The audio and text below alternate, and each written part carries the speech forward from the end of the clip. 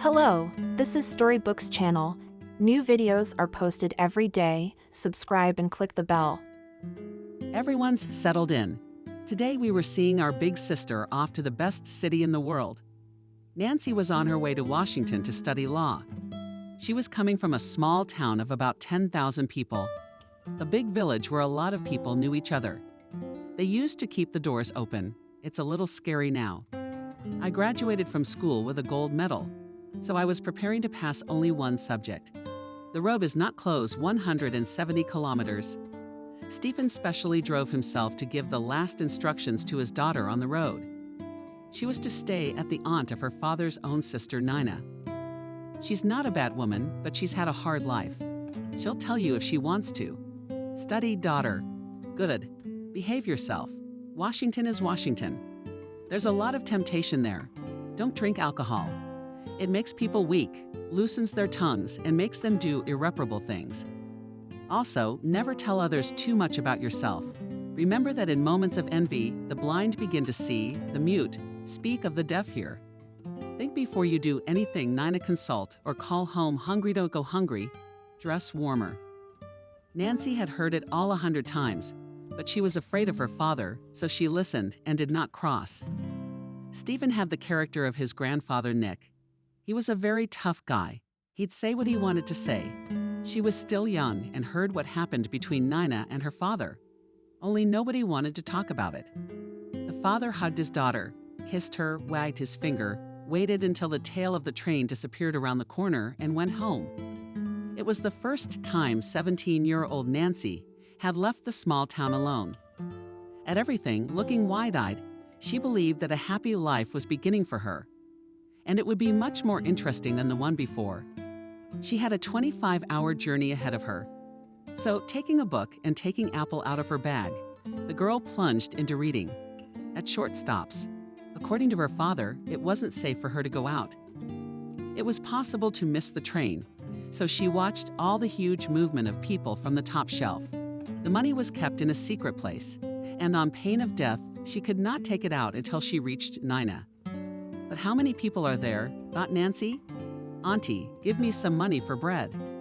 A boy of about 9 with a grimy face and huge brown eyes looked at her. She came back, was for the money, but immediately remembered her father's precept. Then, taking out a small purse, where there was $30, she decided to give some of this money to the child.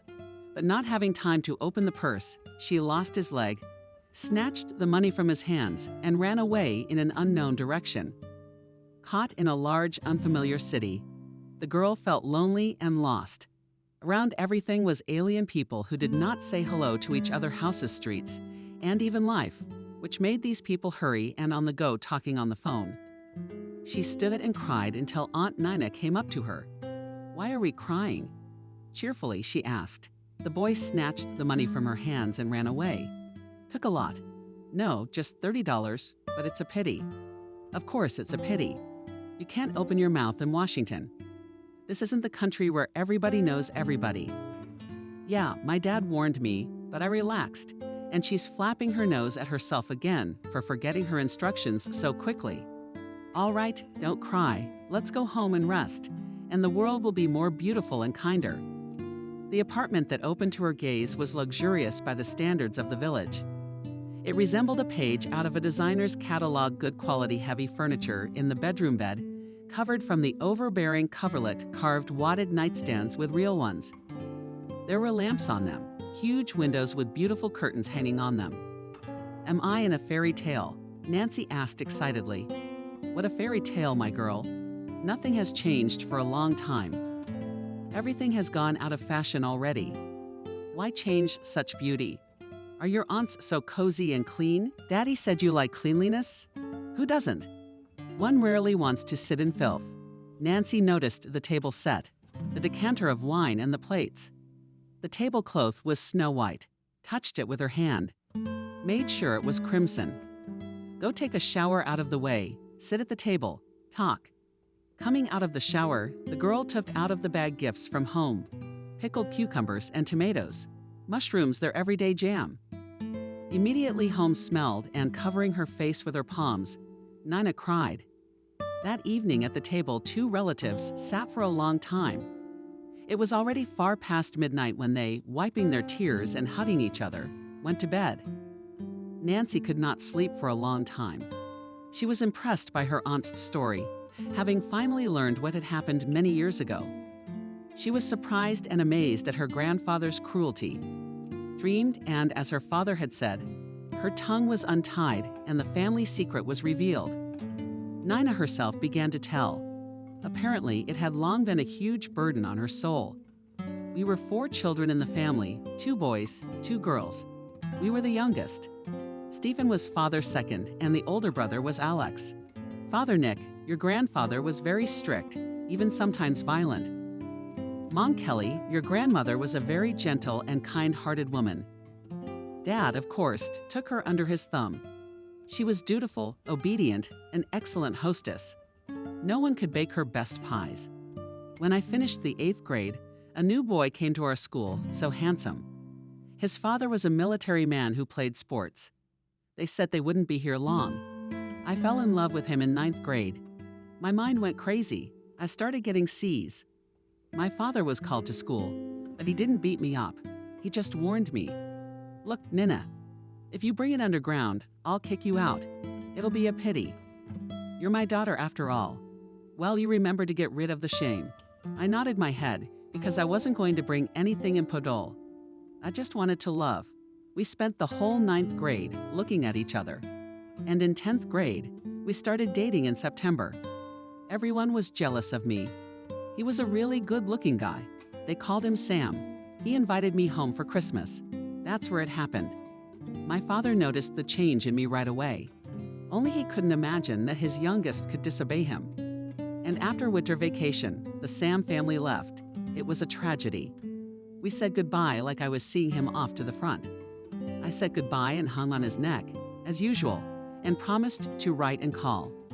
But I still haven't received a single letter. And in February, it became clear that I was pregnant. Blood from the rear in my veins, that I will tell the family. I decided that I'd finish school in time, and then we'd decide. I was very thin, my belly was not visible at all. I passed my exams, got my diploma. And after the graduation party, my father called me and looking directly into my eyes, asked me if you were pregnant. When I answered yes, I even squeezed my eyes shut, but he just quietly told me, "Tonight, pack your clothes and winter clothes too. And tomorrow morning, I'll put you on the bus, even give you some money. I'm not interested in anything else. This is the life you chose for yourself, so you can survive."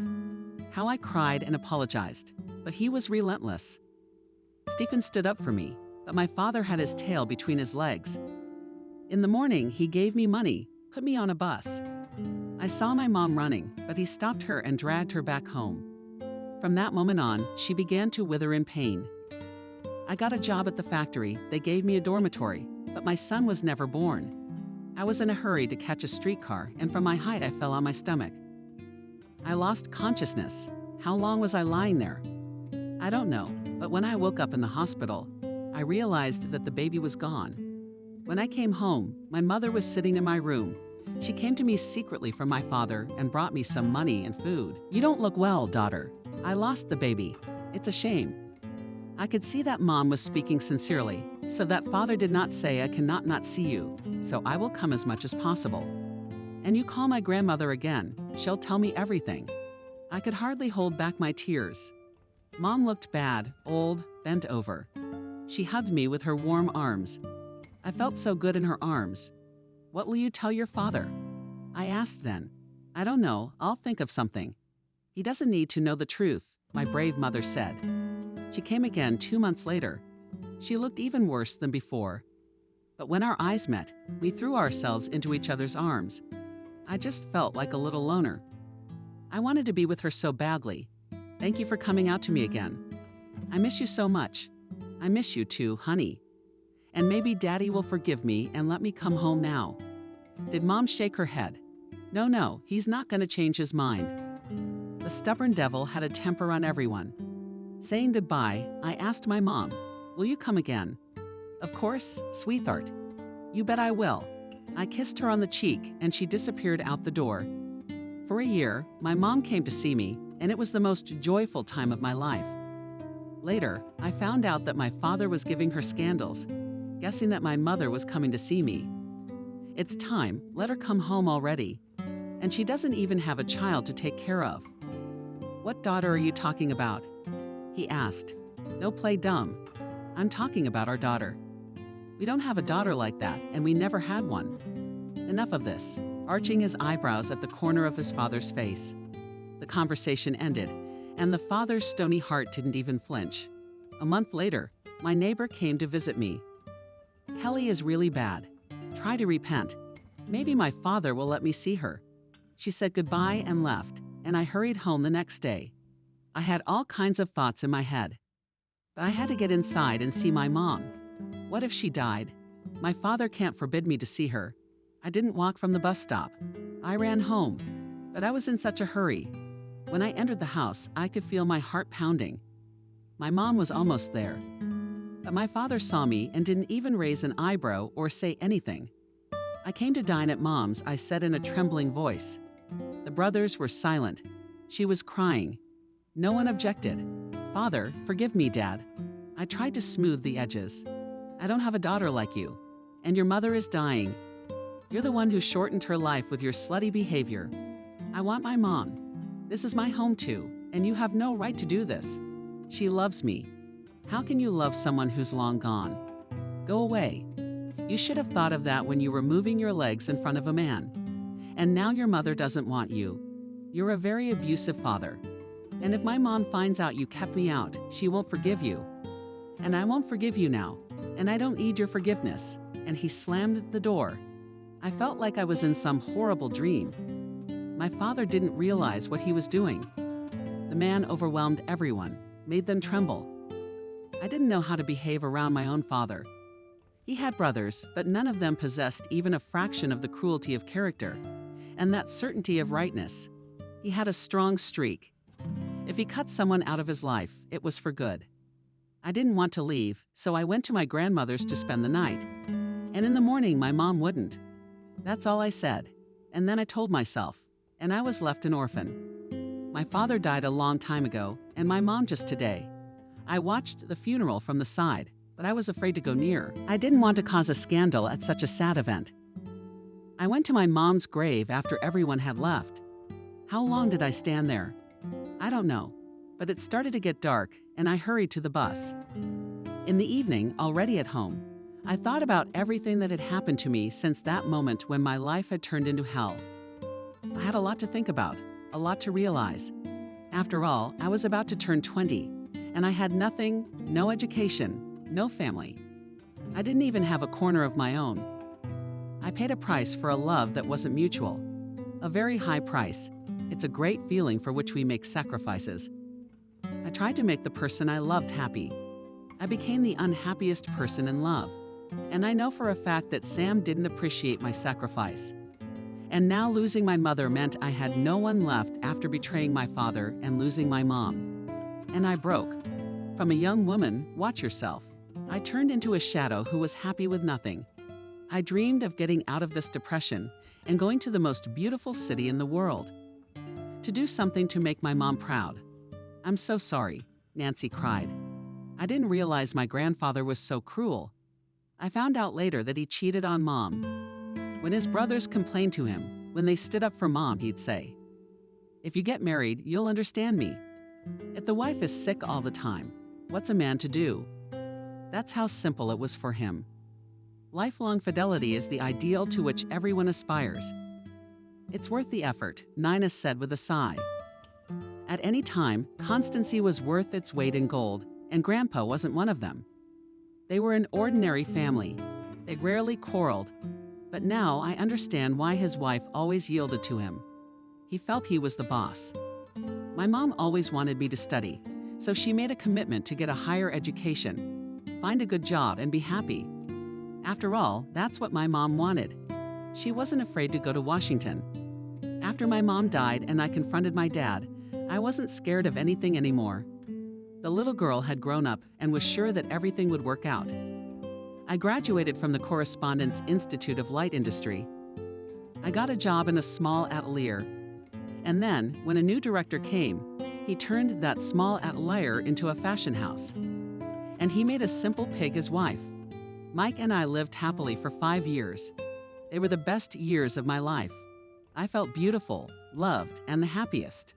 Imagine, he became ill while speaking at a meeting, grabbing life by the heart as he woke up and collapsed. The ambulance came quickly, but there was no one left to save him. A massive heart attack. I realized it's dangerous to tell everyone how happy you are. You should thank whoever gives you that happiness. I wanted everyone to know how happy I was and how much Mike loved me. And happiness loves silence. Did you come to bury your grandfather? Nancy asked. I wanted to, but he warned everyone not to let me near his coffin. I went to his grave later with my mother. I moved in, left flowers, and left. Then a year later, I came to my parents' house, where a lot had changed in the meantime. It's either good or nothing but the truth about the dead. Well, if you tell the truth, everyone's face had changed. Everyone began to live without regard for that tyrant. After all these years, I'm back in my family again. It's just a shame my mommy wasn't there anymore. If someone else had told me that story, I wouldn't have believed it, Nancy said quietly. I'm sorry, no. All right, tribe, go get some rest. And she kissed the top of the girl's head. I remembered everything, told you, and you know, I felt better. I fell asleep. It was almost morning before Nancy got up for lunch. Nina had already left for work, and pancakes with strawberries, jam, and coffee were waiting for her in the kitchen. Breakfast didn't take long, and quickly putting her purse and papers together, she headed to the university. Oh, medalists with admiration, said the girl who accepted the documents. We need such students. Only now, seeing this huge, beautiful building. Nancy realized what a grand scale it was. Am I really going to study here? She thought all those days left before the exams. She was honestly studying books, looking at maps, trying to live up to her title of medalist. Day X came. The students crowded outside the auditorium that had history exam written on the door and were afraid to go in first. Nancy boldly opened the door and asked permission to enter. Girl, your courage is to be envied, said the history teacher with a smile. Thank you, but to be honest, my knees are shaking. Teachers in the committee looked at each other, surprised by such spontaneity. Hold the ticket. Hands were not shaking, there was no more excitement. I read through everything, looked at the ticket. The teacher wrinkled his nose. Prepare yourself, you can go to the cards. They will help you. I'm already prepared, even so how cocky are you? Well, it's just that I know this ticket. Well, we'll see. Nancy talked for a long time. There's so much extra material to learn. By the end of her story, the panel looked at her with great surprise. Well, you do know the ticket. Well done. Take your time. Now we will see how this medalist is 100%.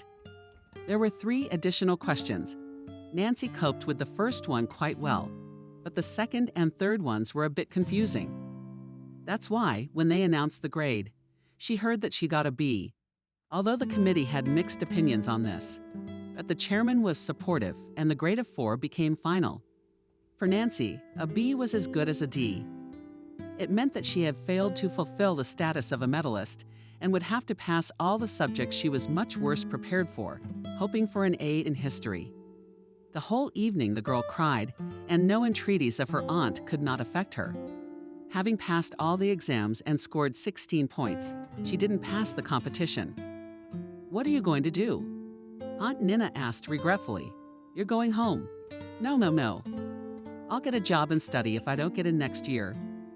Then I'll go home and work at the school as a janitor. I bet they've never had a medalist mop the floors. That'd be a laugh. I'd take you to work for me. No, I can't sew, and I don't really like it. If only to scrub floors. Why are you picking on the floors? There's plenty of people who want to do it without you. I'll have to think about it. Why don't you take Monday off at Washington? Take a look around. I'll try to think of something. Nina's first thought was to get her a job with a secretary in some law firm. She'd gotten a little used to Washington, but she couldn't find anything for her. No one wanted yesterday's schoolgirls who didn't know the secretary of this business. The week was coming to an end, and Nancy felt she would have to go home. Nancy, I met an acquaintance of mine today. He and Mike were great friends. He had an accident a year ago. His wife died in a car accident, and his son was hurt too. But he seems to have had a lot of surgery, and he's walking. But his eyes, which have already had 2 surgeries, can't see yet. Anyway, he's looking for a caregiver for his son. He fired the woman a week ago. His son complained that she was yelling at him, and he thought she told on the boxes. I don't really like the idea, of course. Why not? Nancy wondered. It's a job like any other. I'm allowed to work there. What confuses me is that you have to live there. Said the auntie to live. Why? Because Liam works a lot too. She comes in late, and the guy needs constant care.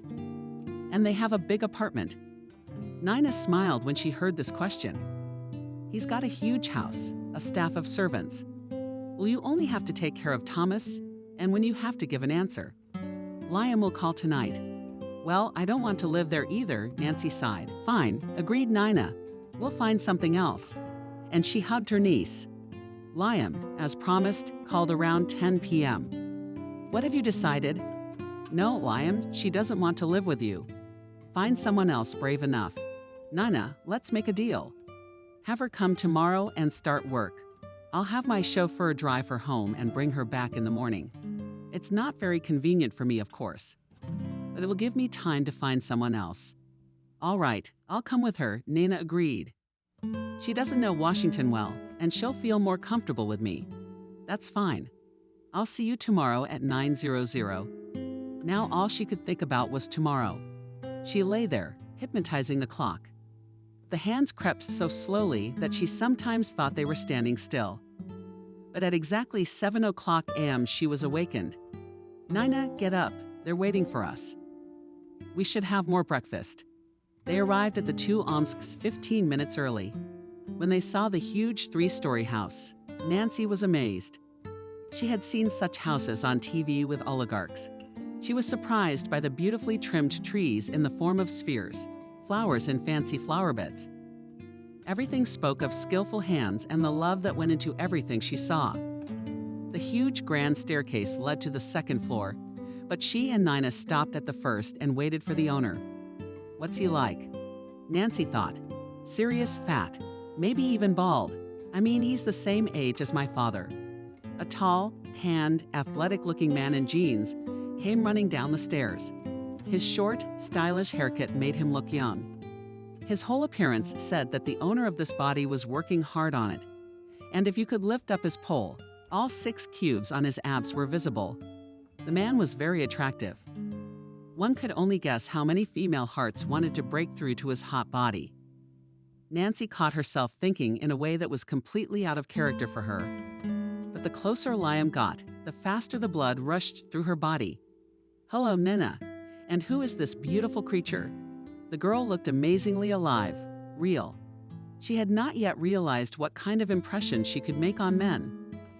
That was the secret of her attractiveness. No one had ever thought her stupid.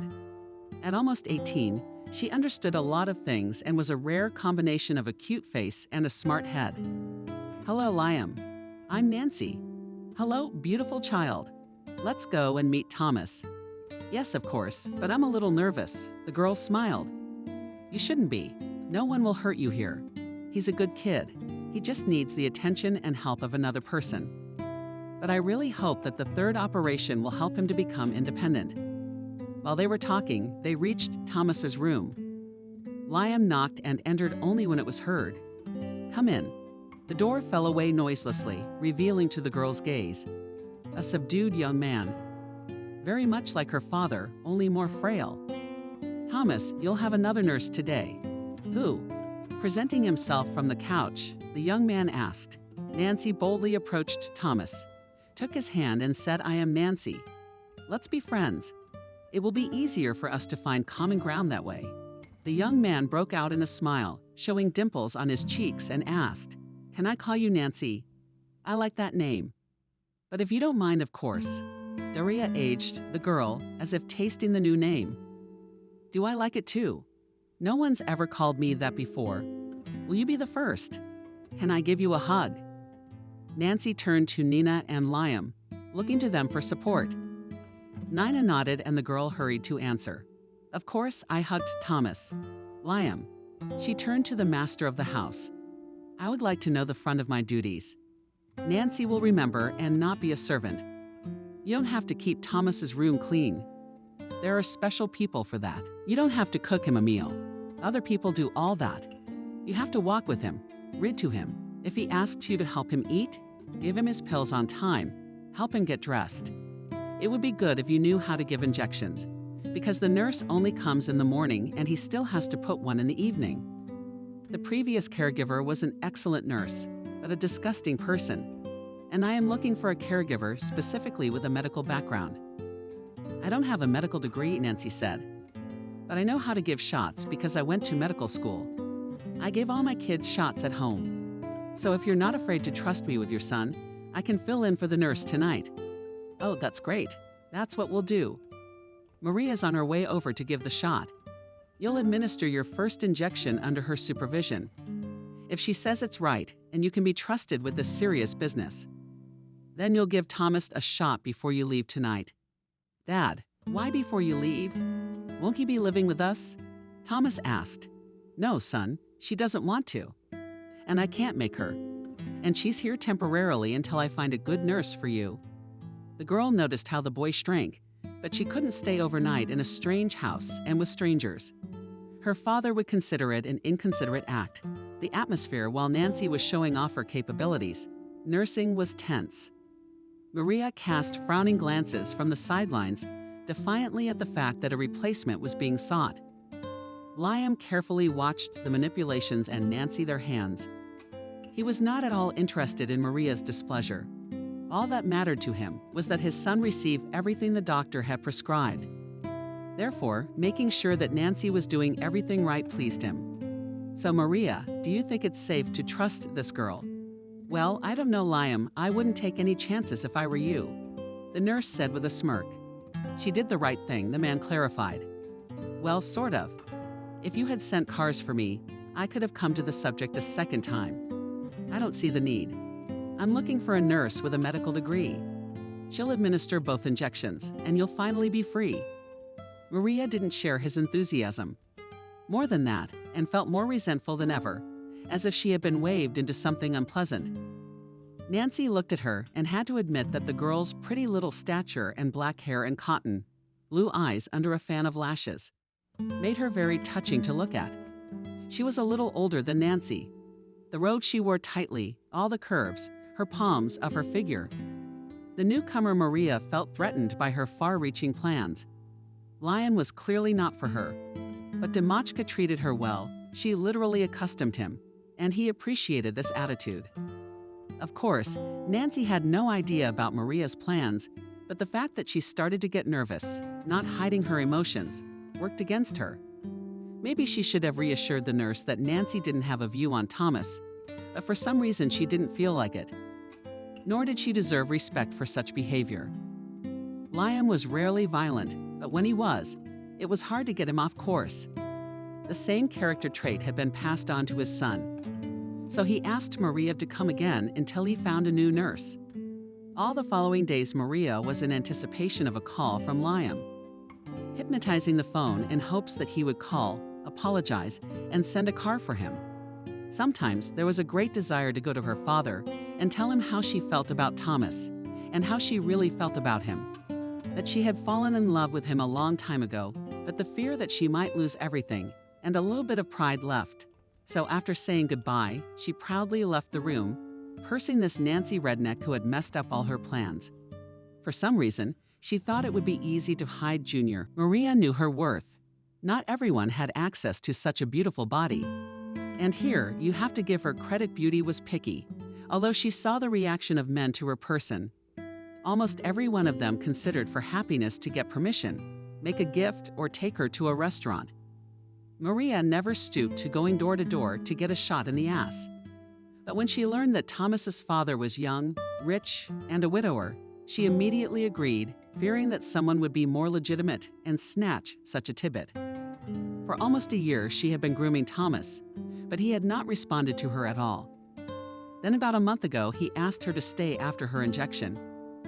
At first, they chatted for a long time, laughing. She sat down on his couch, took his hand, and he reached out to kiss her. A real, grown-up kiss.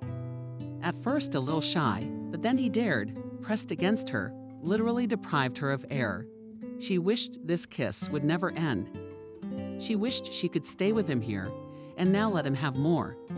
But Thomas stopped and apologized at length for his intemperance. Maria, as a medical worker, understood a guy 20 and no outlet for young energy, so she calmed him down. Well, something not apologizing. Oh, first of all, I understand. And second of all, I liked it. You're a great kisser. It's great. It took a lot of work for her to play it cool. But she still had the idea to finish what she'd started. Seeing Nancy, a young and pretty girl, made her nervous, but then she thought the girl was no competition for her. It was just that jealousy of Thomas had finally clouded her mind and turned her into a wallflower. This is nonsense. She said to herself, where I am beautiful, sexy, experienced, and where this redneck, though cute, but still quite snotty. After calming down a bit, finished everything Liam had asked her to do. Nina and Liam left for work, leaving Nancy with her ward. Let me show you around the house so you know what's where. They held hands and went down to the first floor. I have lived in this house since I was 5 years old, Thomas said. When I walked in and saw this huge house, my parents told me later that I looked up, put my hands to my cheeks and said, oh, yay, what a palace. This is where the Sultan lives. I was so amazed at the size of it. But to be honest, I too, when I entered, was stunned by such beauty, admitted Nancy. A chandelier that looks like a frozen waterfall, and how it shimmers with multicolored lights. This chandelier was ordered from Italy by my parents, and all the pendants are white. And since each of them has many facets, they get different colors from the lamps. Oh wow, wow. I've never been in a house like this in my life. I've only seen it on TV and in movies. Well, if I tell anyone, they won't believe it. Nancy exclaimed enthusiastically, not letting go of Thomas's hand for a second. If you want to read in the library, there's Dad's office right next door, and then the rooms of the employees who live with us. Thomas led her around the house. He had a great sense of direction, remembered everything. He introduced her to the house helpers. It was obvious they all treated him well. If you'd agreed to live with us, your room would have been next to mine. But Dad told me not to push you. She followed the turn of Thomas's head. And see, there's a portrait of a woman hanging there. Yeah, it's huge, and the woman is gorgeous. That's my mom. Laura is a beautiful truth. Very kind eyes and a rock mole like yours. She's Italian. Yeah, she and my dad met when he was vacationing there. My Italian grandparents didn't want to let her go to the USA, but she fell in love with my dad and followed him. It's impossible not to fall in love with him, Nancy thought. And when she died, they wanted to take the ashes to Italy, but Daddy wouldn't give them back. So they asked for at least part of it to be buried in her native land. Listening to Thomas's story, the girl looked all the time at the portrait, but when she heard the young man's voice trembling, she turned and saw tears in her eyes. Thomas, you don't have to tell me anymore. I understand how hard it is for you, how bad it is to be without your mom, but you still love her, and she feels it. Daria didn't know how to distract her boyfriend from his heavy thoughts. Listen, let's go for a walk. Why don't you tell me about yourself? Thomas smiled. Yes, I have a short biography so far. So what? I'm still interested. Walking around the grounds of the house, the girl said that she came from a small town to enroll in law school. So you want to be a lawyer? Why are you so surprised? No, we're just coworkers. I finished my first year, passed all my exams with flying colors, and then I couldn't go on. Really? Alex was surprised. Let's prepare a little bit at a time. I for admission, and you to continue studying. They took a long walk, rode on the swings, laughed, talked a lot, until they were called for lunch. After lunch, Thomas asked her to read. Get some adventure books from the library. I don't feel like reading any serious books right now. The day flew by quickly, at 7 p.m. sharp, giving him a shot. Nancy began to say goodbye. I'm going. Thomas, it's getting late. I'll see you again tomorrow morning. Thank you, Nancy. I had fun with you, and so did I. As she was leaving the gate, she saw Liam's car. "Leaving already?" The man asked. "Yes, it's time. See you tomorrow." She couldn't look him in the eye. She stood in front of him like a schoolgirl in front of a strict headmaster. It was a new feeling, completely unknown to her, and it frightened her. It shouldn't be like this. It's wrong. Not normal. He's much older, even though he looks great. I get lost around him. It's a horror. It's a good thing no one in this house can read minds. There's something unimaginable going on in my head. When I arrived at their house, I tried to be a little late so that Thomas's father could leave for work. It was amazing. He didn't seem to be doing anything, but it turned me upside down. Also, those random touches. He must like to watch my embarrassment. A pat on the shoulder, a handshake. And I don't know what the right thing to do is. To a small town girl, he was a prince from a fairy tale, a man strong enough to solve any problem. I guess that's the kind of man everybody likes. Thought the girl drove away from home from Omsk every time. The week during which Nancy had been visiting Thomas was coming to an end. They had become friends. Both liked being around each other. Common interests, common goals brought them together and made their time together worthwhile. Liam came home from work on Friday and said that Nancy could be off work from Monday. He had found a good caregiver. "Thank you so much for helping us out." And handing her a puffy envelope, he continued, "And this is for you for a job well done." The girl's face changed, her gaze faded, and not paying attention to the envelope, she said regretfully, "So you don't need my services anymore." Liam looked at her and shook his head. "Well, thank you. I'm glad I met you." Bye, Thomas, and without taking the money ran down the stairs and downstairs. "Nancy, did you forget the money?" "I don't need it." Liam ran after her, taking her by the hand, and quietly said every job has to be paid for. "You've done a wonderful job this week, and you deserve that money. Take it. And thank you very much." She looked with eyes full of tears at Liam, but he was calm, poised, focused. His gaze was direct and open. He looked unashamed, but not cocky. The man was used to being the master of the position, used to leading a firm of people, of emotions, used to separating the personal from the business. And Nancy's emotions took over, and she couldn't handle them. "I was very comfortable. Very nice people, and thanks for the money." "That's another thing," Liam said happily. "Say hello to Nina. And I have to come on Saturday and Sunday. Thomas needs his shots." "No, Nancy, these are the ones that have run out. And starting Monday, there's another one and another nurse." I realized she finally found the strength to get in the car. There were no more questions, so it was no longer appropriate to delay Liam. Waving goodbye to him, the girl turned away. Thomas was also upset. Turned back to the wall, the boy did not want to talk to his father. "Son, what's wrong?" Seeing no reaction, he asked Thomas, "I'm waiting for an answer." "Why did you fire her?" "I felt so good with her. I even felt like I could see. She's wonderful, smart. I think she's beautiful and kind. Did you know he graduated high school with a gold medal? We had so much fun together." "Well, first of all, she didn't want to work here, and secondly, not to work, but to live. What do you care if they bring her to us? What difference does it make? She gives better shots than Maria. I don't even notice and ask her if she's finished. Call her and tell her to come over. I don't need anyone else on Monday." Liam went down to the kitchen to talk to those who had the whole day in front of them. There was Thomas and Nancy. "Good girl," the housekeeper said. "Thomas is even eating better." "What do you mean he's eating better?" "I'm missing something." "Can you elaborate?" Because if he refused, he'd push the plate away too, adding that she was very hungry but wouldn't touch anything without him. And today he asked for more. They've become very friendly. She tells him things all the time she won't leave his side.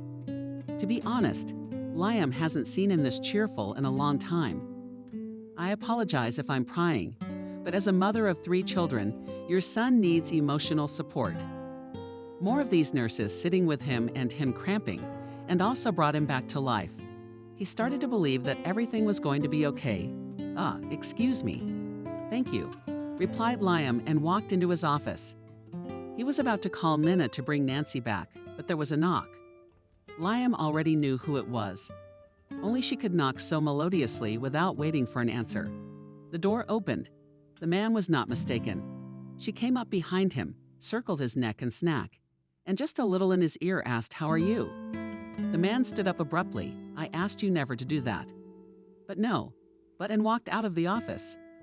Meanwhile, Nina was figuring out the reason for her niece's bad mood at what had happened.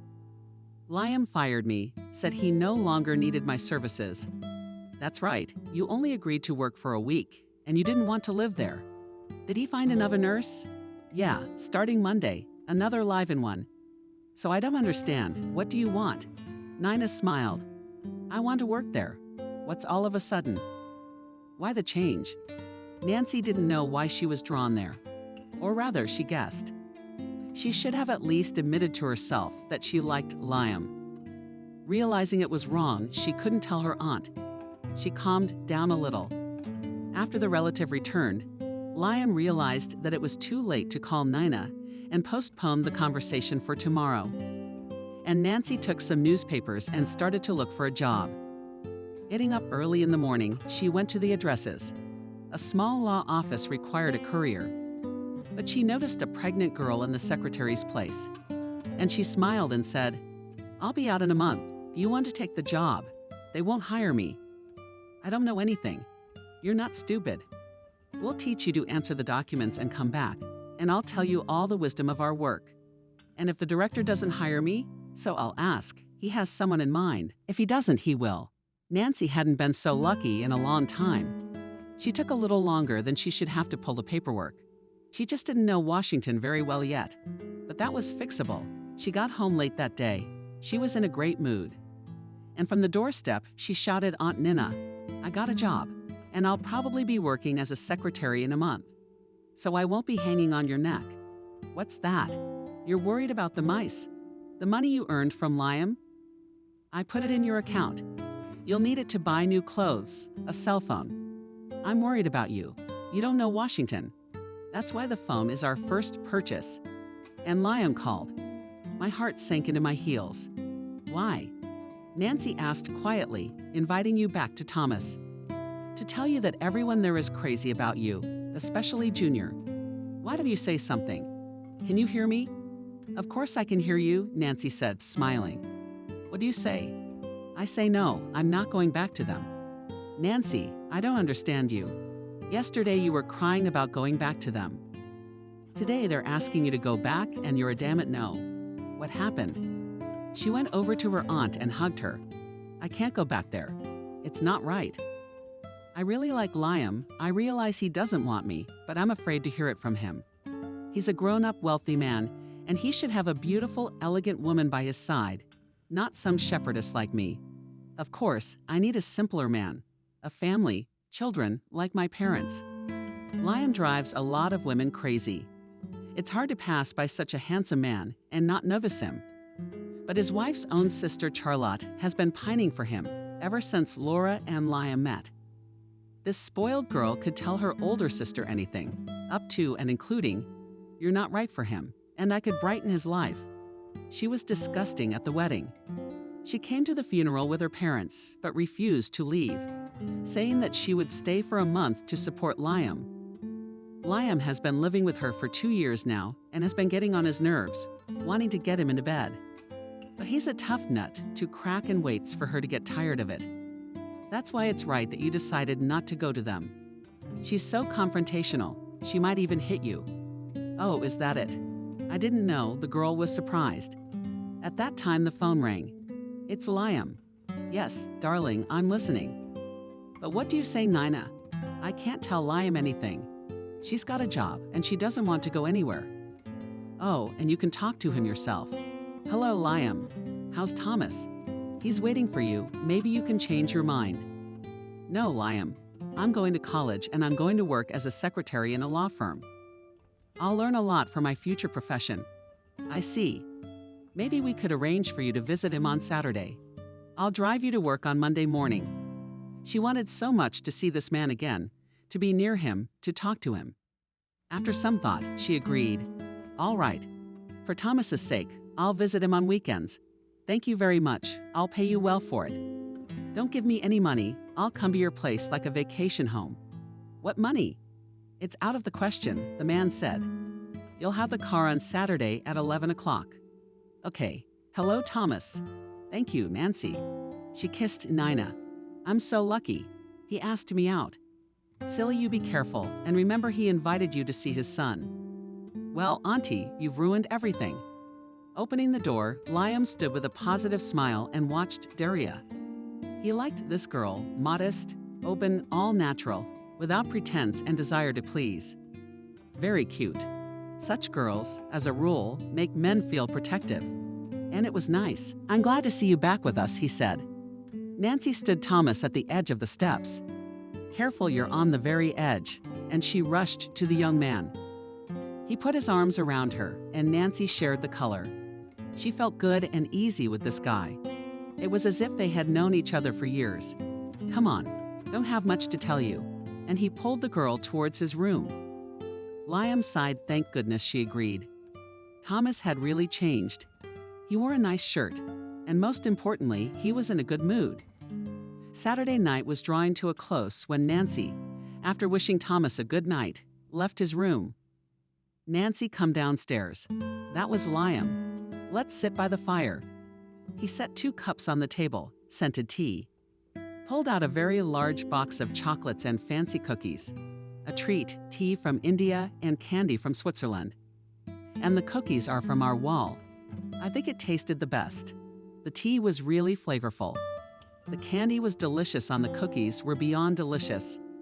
They drank tea like old acquaintances. And Nancy looked at him with such sincerity. Every word he said. The quiet music made them talk. Will you admit me to your company? Charlotte asked quietly. Finally, Alex was able to examine her, a searing brunette with thin lips behind a strange little nose and eyes very prickly, looking with suspicion. Everyone fell silent, interrupting your conversations.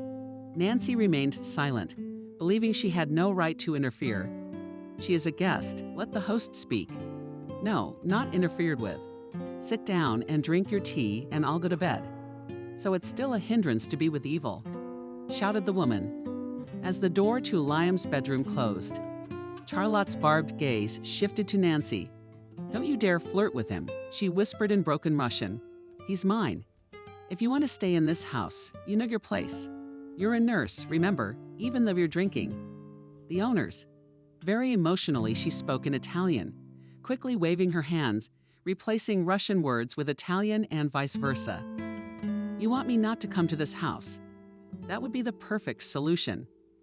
Okay, I'll tell Liam tomorrow that I can't go to his house because you don't want me to. And she turned to leave.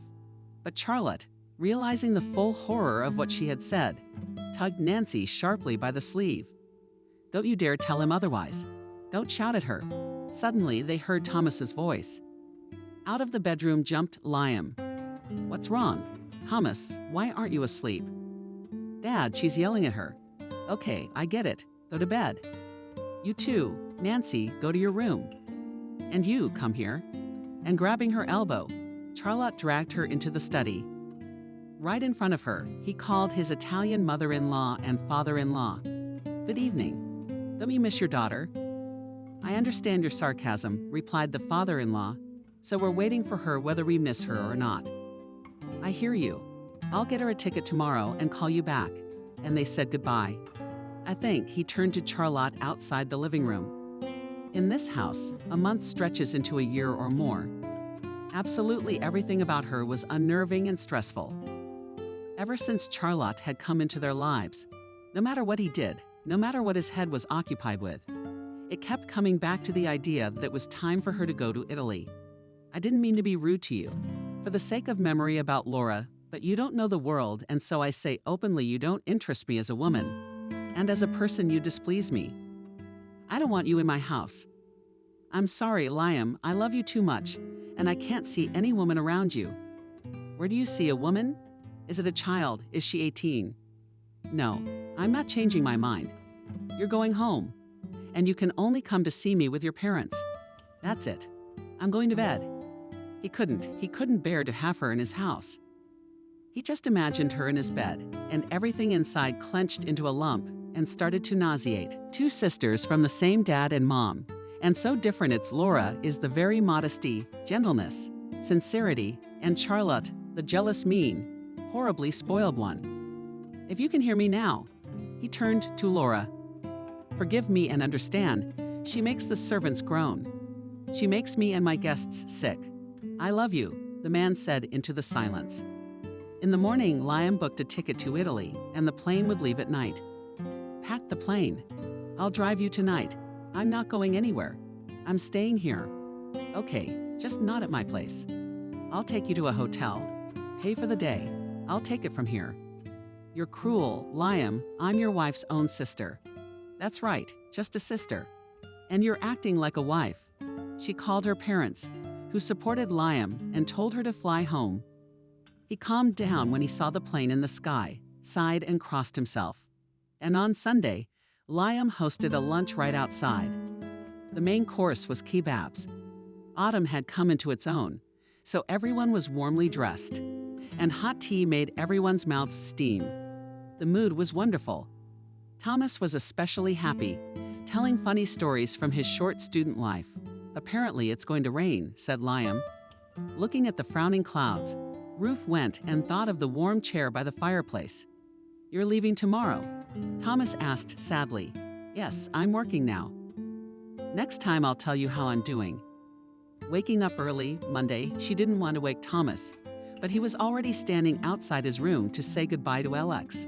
I'll be waiting for you, said the girl and rushed down the stairs. Winter crept up unnoticed. It snowed in late November and carved fluffy snowflakes, gently touching her face melted. Rode to metal so fast that even machinery couldn't cope with this beautiful natural phenomenon. Nancy had already been working as a secretary for a month. It had been very difficult at first.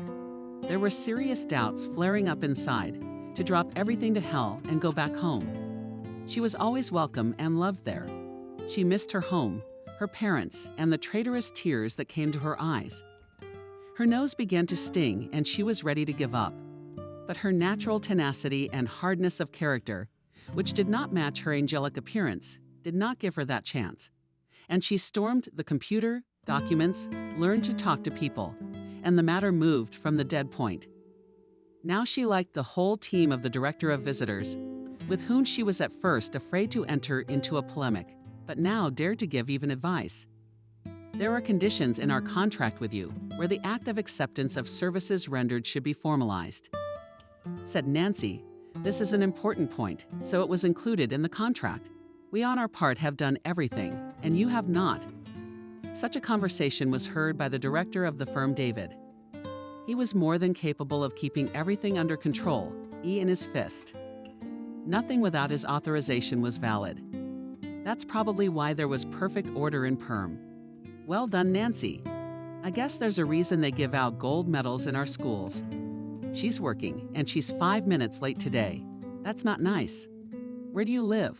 I'm staying with my aunt. And who's our aunt? Nena Ilyinikna Molotov. Not Nena, the modeling house.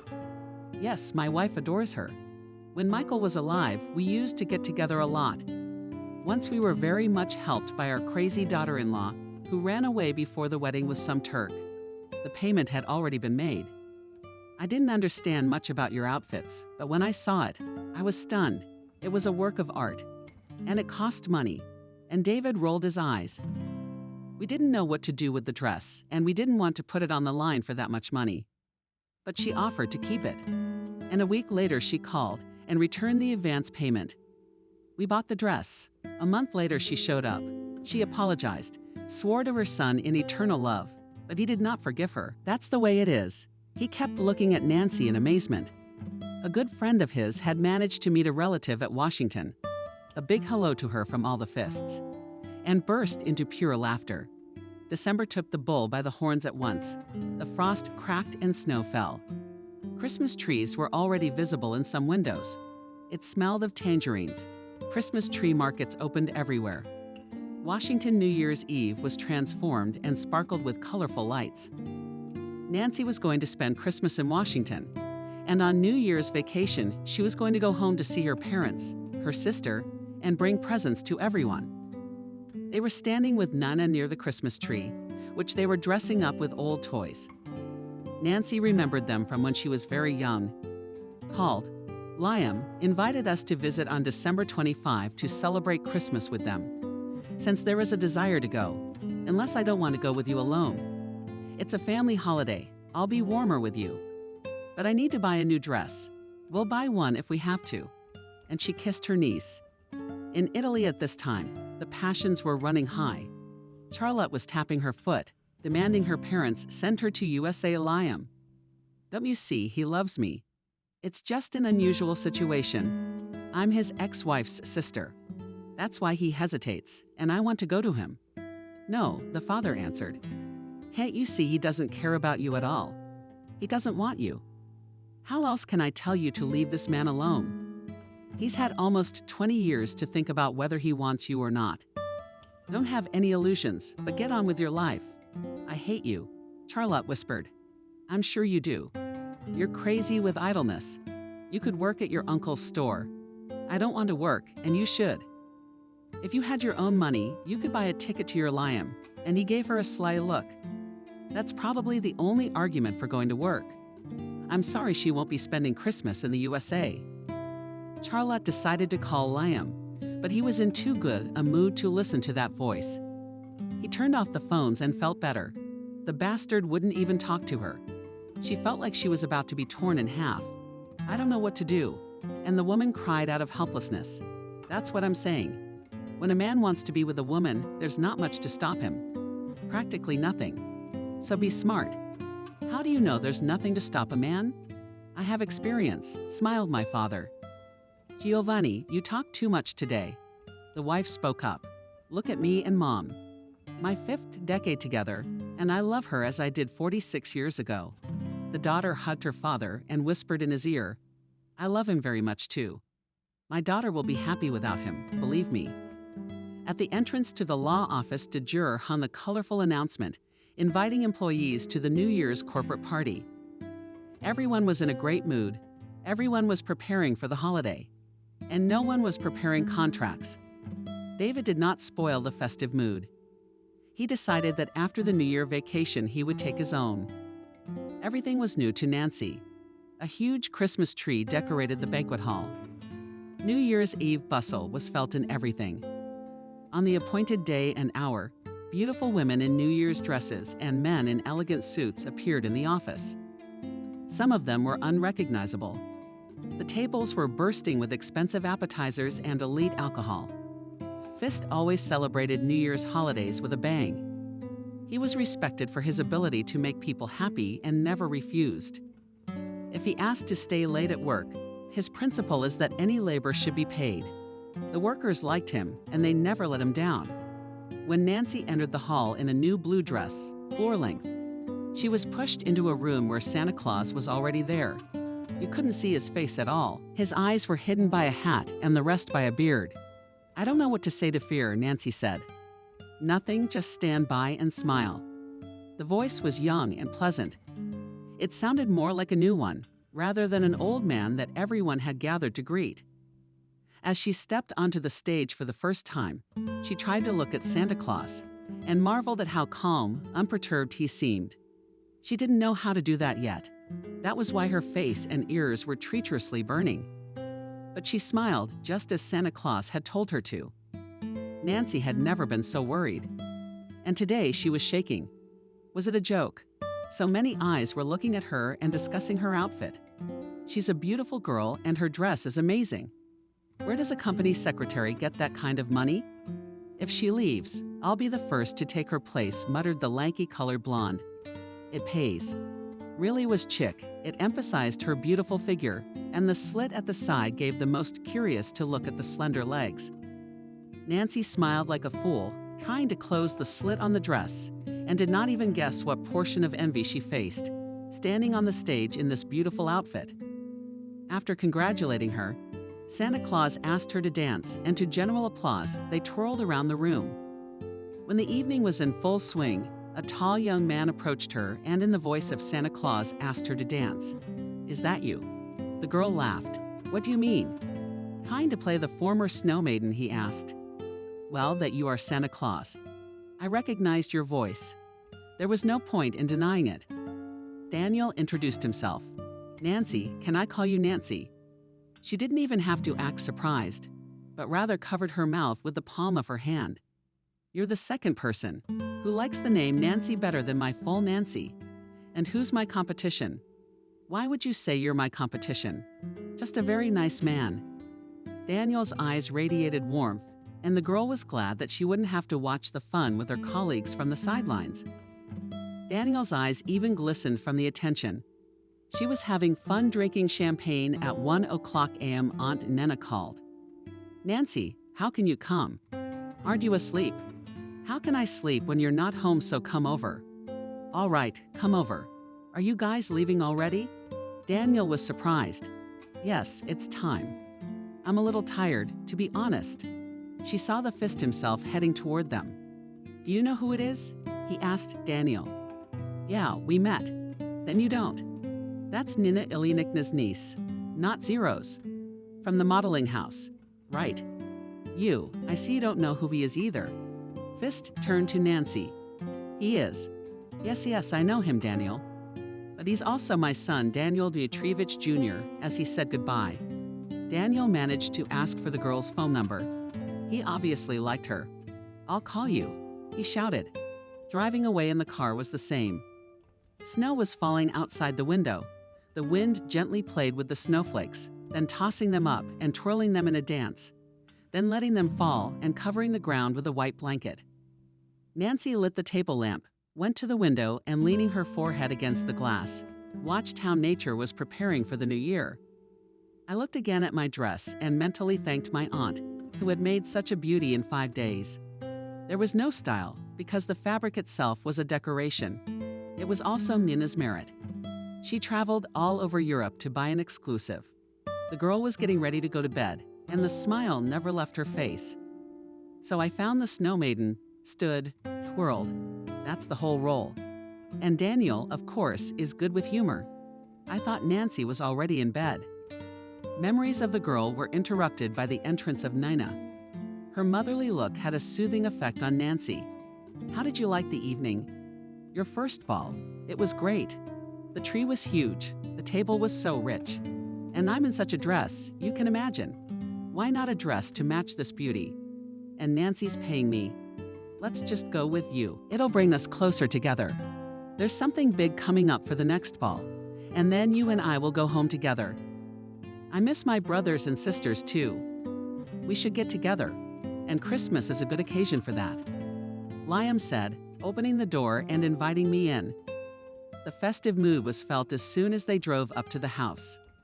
Right in front of the house, a huge blue spruce was decorated from top to bottom with toys and colorful lights. On the other side of the house was a huge slide. Oh, this is really going to be fun, Alex said, laughing. Do you like it? Asked Liam. Although he knew the answer beforehand, it couldn't help but like it. The people had already gathered in the living room. Each group was divided by interests, but Nina was approached. Almost all of them congratulated and, hugging, wished her the best for the coming year. Somehow not. Thomas's friends. The girl said sadly, you know how it is. You are healthy, young, full of hopes and plans. You are admired by many friends around you. You are in demand, popular. And then all of a sudden, nobody wants you. And not even because you suddenly went blind. It's just that they found new and healthy friends. Thomas is one. But unfortunately, albeit at such a cost, he learned who is a friend and who is nothing. Holding her niece's hand, Nina explained, I'm sure Thomas will find his strength and return to normal life. It's hard, of course, but he has no other way. That's right, girl. There he is standing on the stairs. Go congratulate him and help him down. Liam came out of the office and started to invite everyone to the table. Nancy kept looking at him, and he kept looking at his watch. Liam's waiting for someone. Everyone's looking at the clock. Nina noticed. I thought so too. But the guests began to make toasts. Everyone thanked the past year for something. But in one thing they all agreed, that the year was letting go with gratitude for all the good things.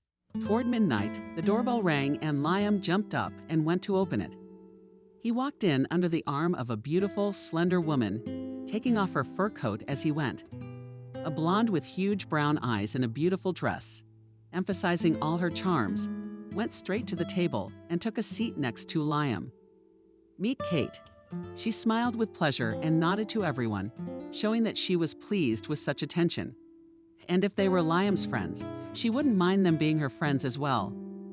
Beautiful, looking at the new guest, Nina said, "I don't like her, to be honest. And if I don't like someone, then maybe we can go home," he said sadly. Nina didn't stay silent. "I remember you said that you're not his match, that he needs a woman of his circle, beautiful, elegant. I think he heard you. You're not his, and he's not yours. Don't disappoint me, Nancy, and don't ruin people's New Year's Eve mood. You're not a child anymore. I'm sorry, I realize I'm a fool." Daria lowered her eyes. "I agree with you there." 5 minutes before New Year's Eve, Liam asked everyone to take a glass of champagne and go outside. As soon as the chimes began to count down the last minutes of the passing year, the fireworks started. The clinking of crystal glasses was heard. Everyone was hugging and glancing at Liam. Daria saw him kissing. She turned away. Thomas was standing next to her, wishing her a Merry Christmas and wishing her happiness. Then the grown-up uncles and aunts were riding down the slide and cheering like children. The same. And Thomas also rode together when everyone went back into the house and started dancing.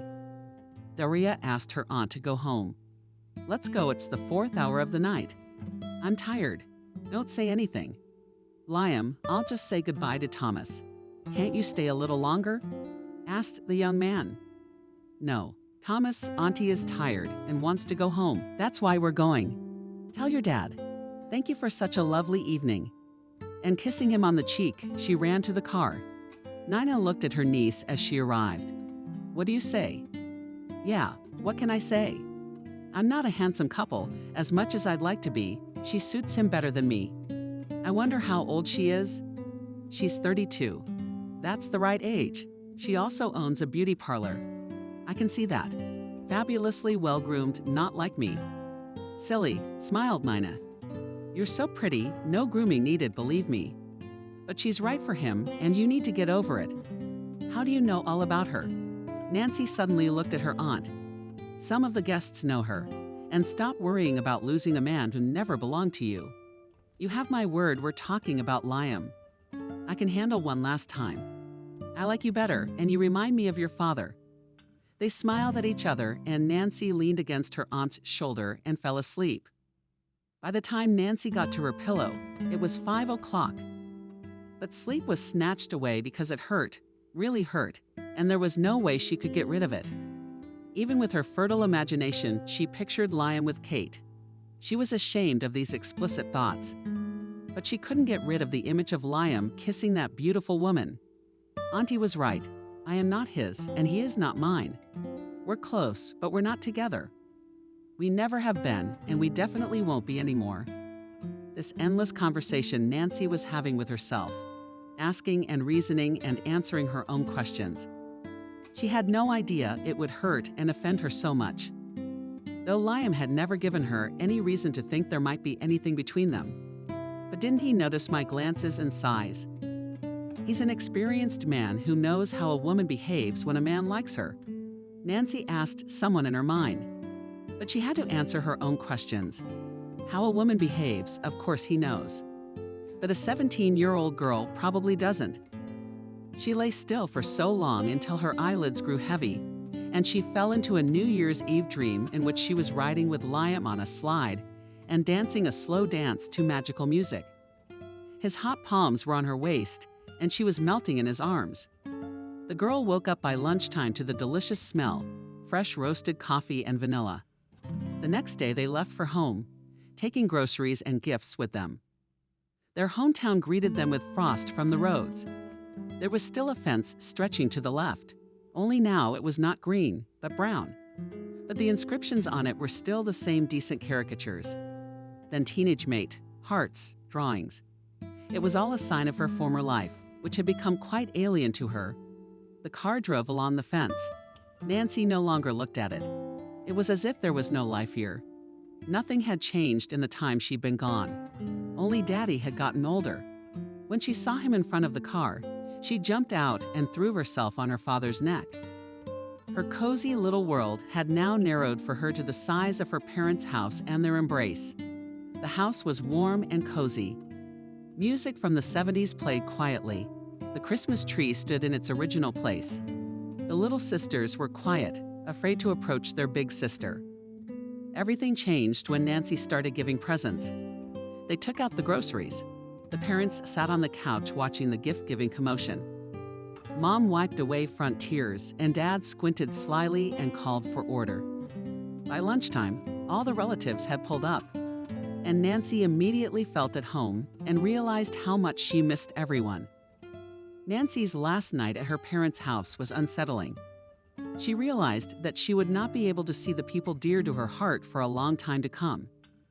They had lived together for 17 years, shared their joys and sorrows, and now she had to get used to living apart from them. Aunt Nina, of course, questioned her loneliness and was that little bridge connecting her to her ancestral home. If you don't get into Washington this year, you have nothing more to do. Come home and go to technical school and help your mother. I'll get in. Dad, I'll definitely get in. Don't even doubt it. It's hard to give up everything you've ever dreamed of. I want to get everything I'm entitled to. It's not for nothing that I got this gold medal. Don't worry, step in. Nina stood up for her niece. Such a daughter should be proud. Not a day of idleness treated money, earned money helped me. You brought her up well, and everything will work out for her. Father hugged his sister. Thank you for your daughter. I'm calm that she's not hanging around in apartments, but lives in good conditions. She's a homegrown child. And everyone saw the tears in this seemingly stern man. Nancy threw herself into her father's neck and looked up at him with eyes full of happiness and said, I love you for me. Don't worry with me, Aunt Nana. The cars got farther and farther away from the house, and the parents stood and watched. Nancy only turned away when they were out of sight. It's so good to have you. You, she said, hugging Nana. And I have you, she replied. No sooner had they entered the apartment than the phone rang. Doria, where did you disappear to? Thomas asked cheerfully. Immediately the picture of Liam and Kate came to mind. I haven't disappeared. Why don't you come over? Look, Thomas, I have a personal life after all. I'm sorry I ruined your mood. I realize you don't have to. No, I don't. Nancy answered and cried. It's no good, darling.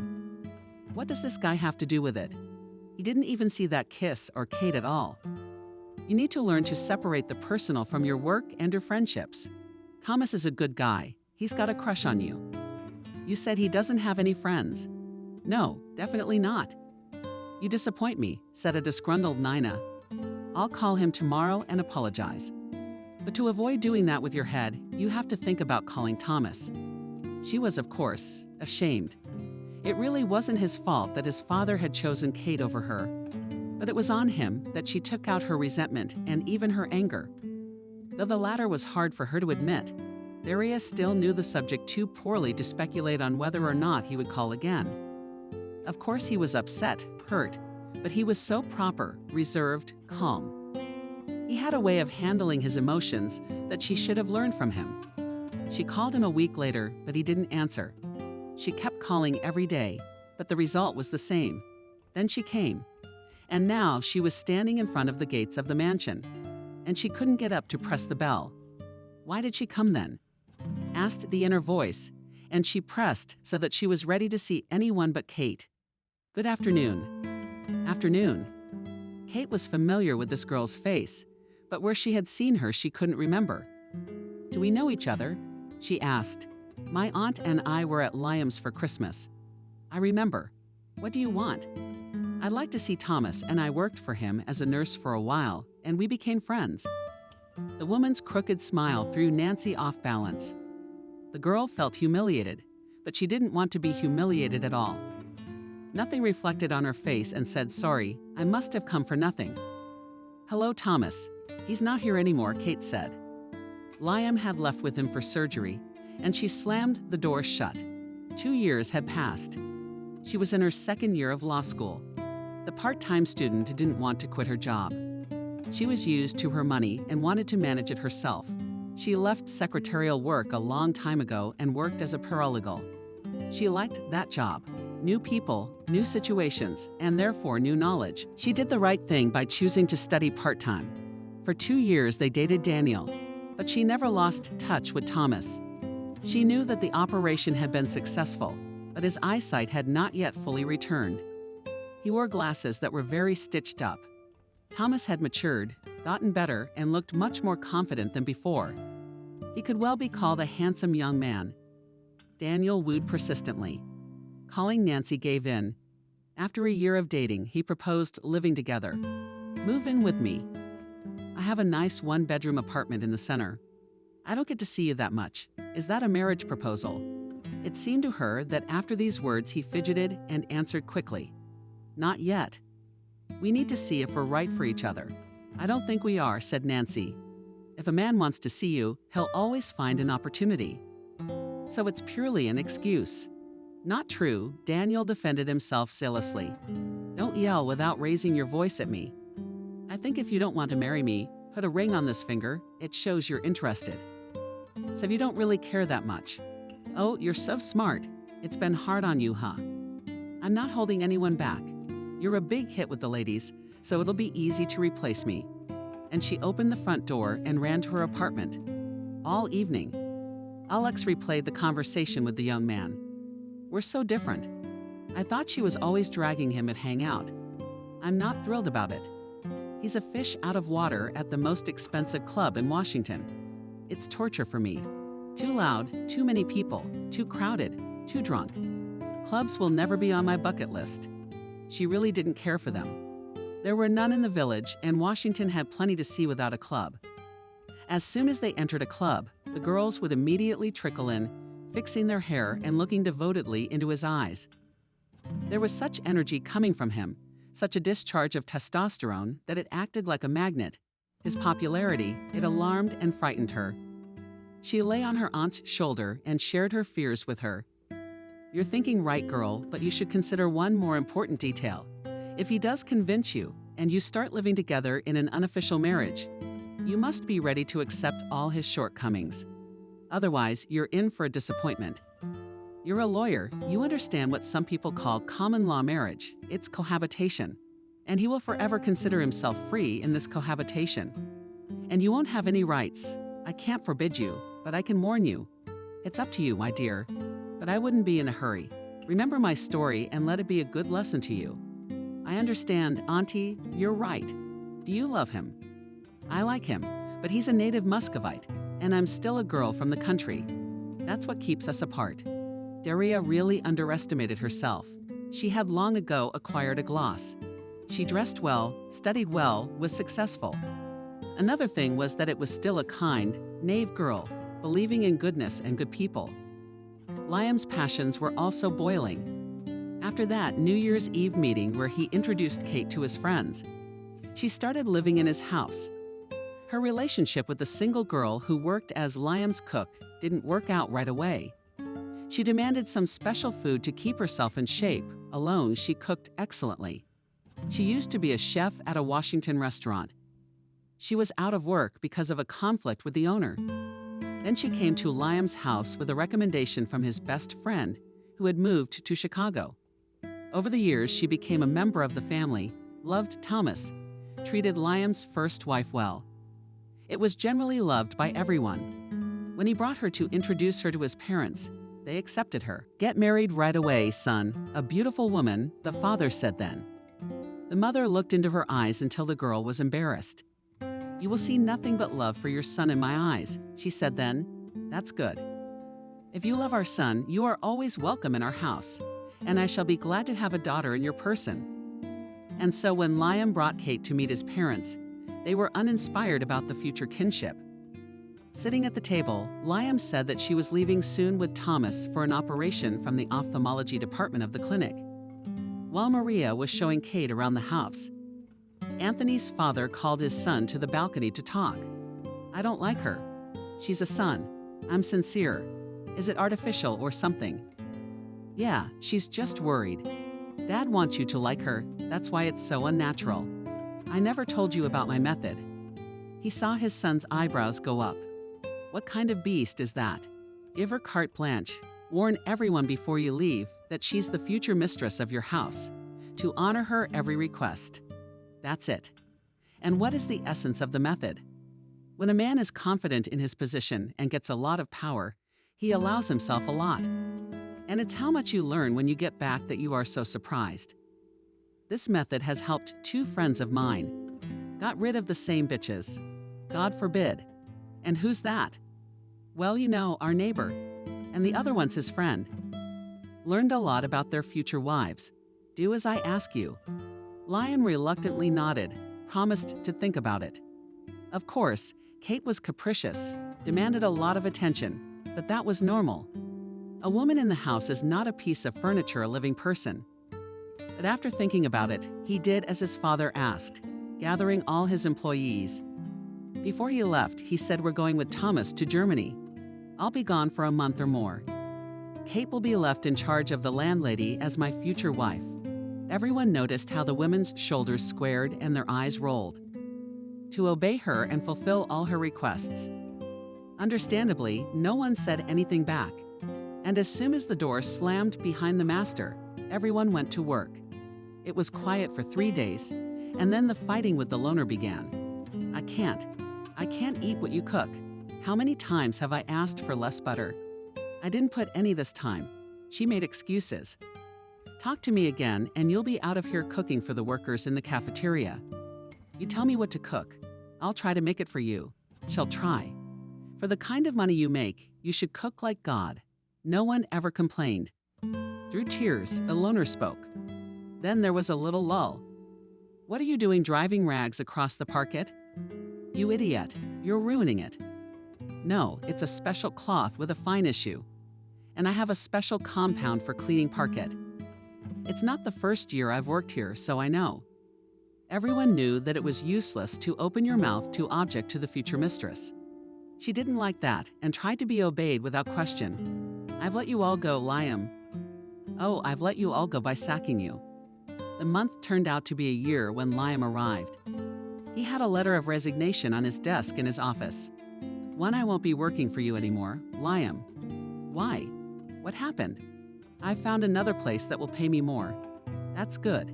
How much were you promised? The new place will pay me more. No, I've made up my mind. When Liam didn't see his wife's portrait, he almost got tetanus. That's how she screamed. How? Where are you what, Liam? I mean the portrait. So yesterday, Kate ordered it taken down and taken to the basement. Why? How do we know? You told me to follow her orders. Maybe I shouldn't have turned off the video cameras. I did, said the gardener. As you were able, I was helping the guys when they were setting it up. I didn't turn it on right away, but after Kate hit the housekeeper Katya.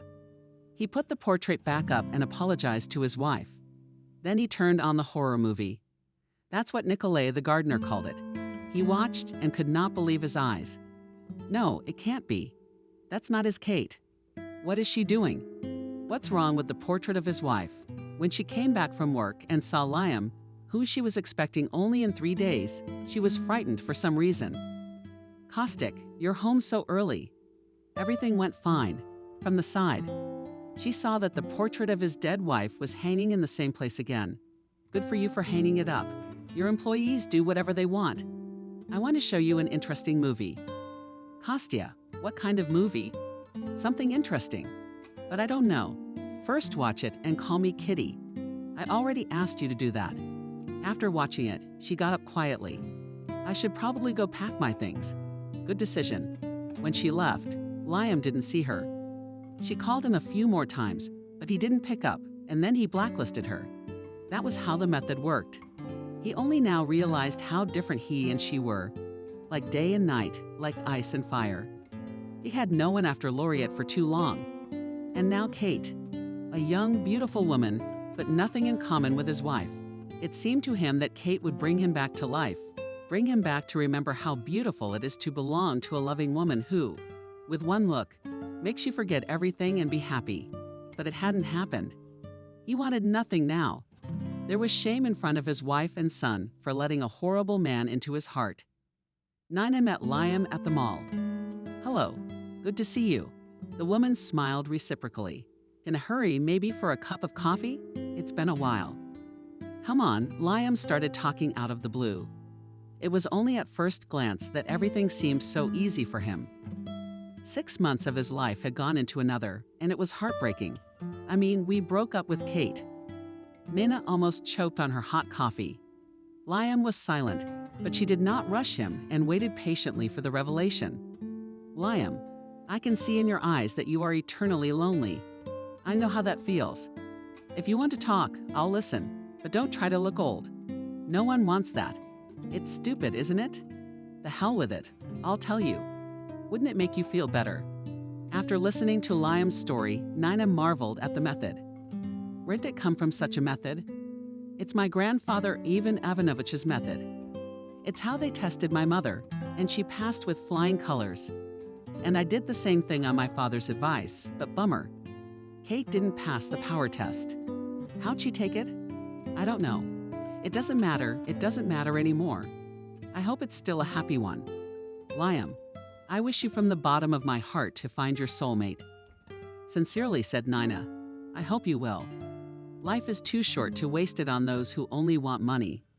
Then they ordered another cup, and when they looked at the clock, they both jumped up and scattered after saying goodbye, looking out the car window at the evening city. She could hardly believe that such a thing could have happened to Liam, always circumspect and even distrustful. He had fallen in love like a boy. From all she had heard, Nina drew one, in her opinion, correct conclusion. Nancy must not know about it. Let her live her life. She's ready to dissolve into Liam. It wouldn't do any good. Daniel didn't ask Daria to live together anymore, but he wasn't going to back down either. He decided to change his tactics.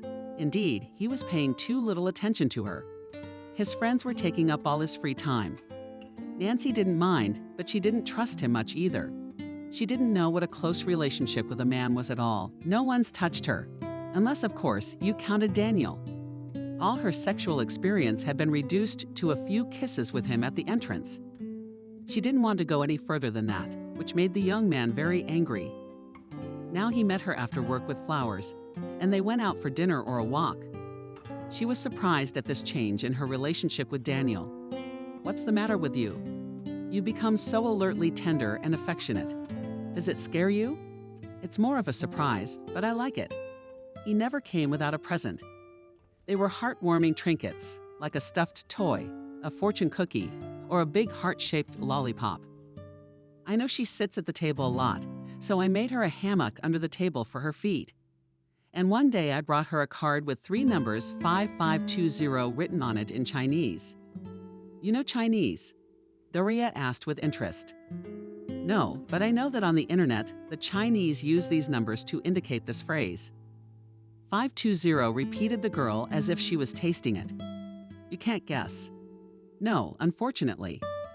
If you put a dot after the number 5 and connect the 2 and 0, you get May 20, the day which is celebrated as the Day of Love in China. So those 3 numbers mean, and I love you. Should I take that as your confession?"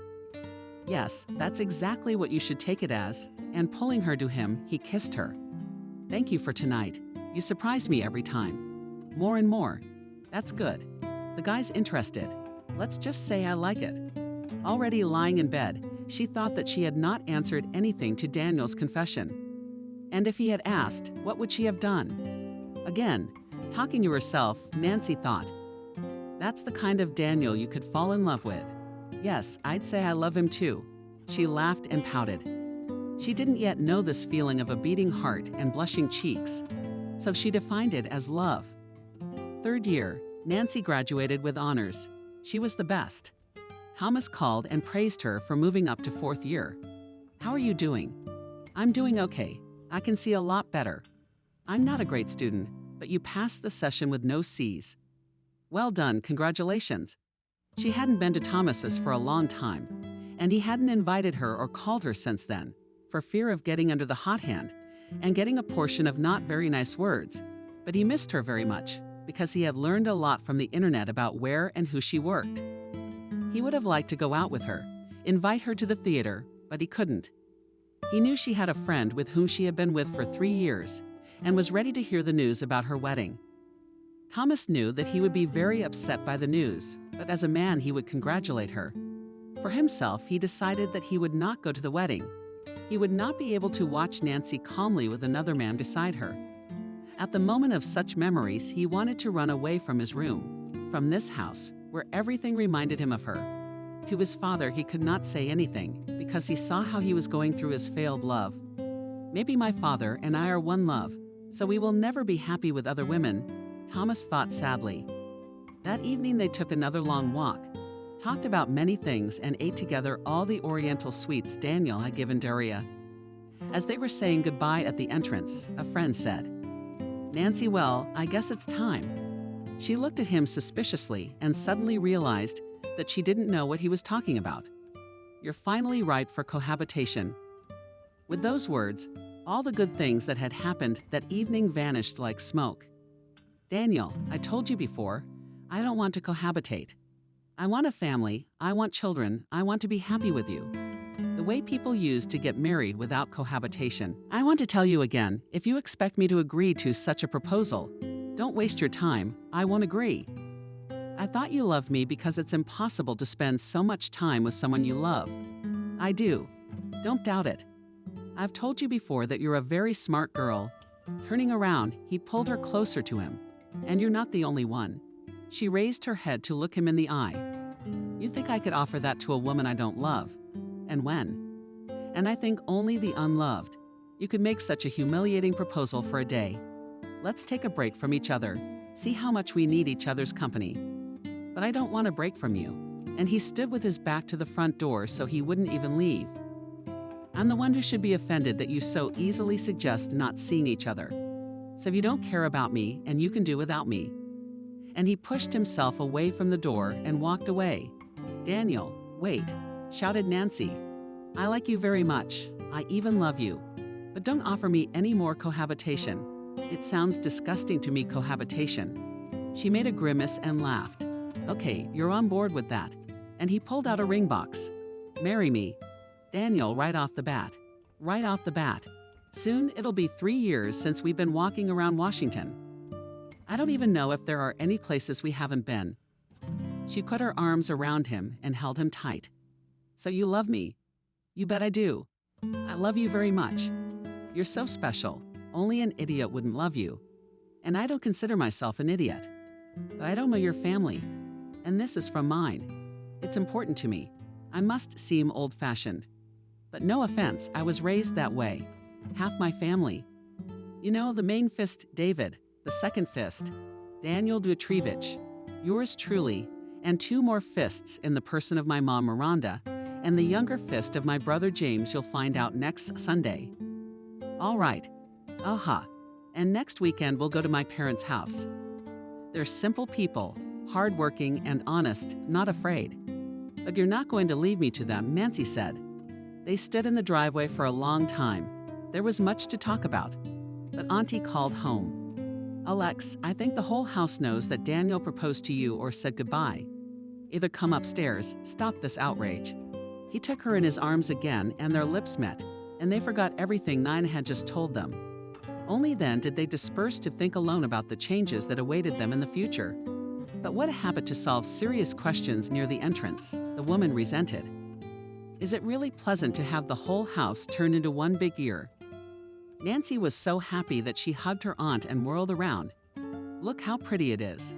She was showing a pretty ring on her fingers. "He loves me, you know?" "Of course I understand," patted my niece on the back. "I'm happy for you if you'll be happy with him." "Yes, of course I will. Do you think it'll be any different? Don't scare me. You know, I'm reminded of a parable. I read somewhere that once a boy decided to outwit a wise man. He caught a butterfly in his palm and decided to ask him if the butterfly was alive. If the wise man said yes, the boy would shake his palms and the butterfly would die.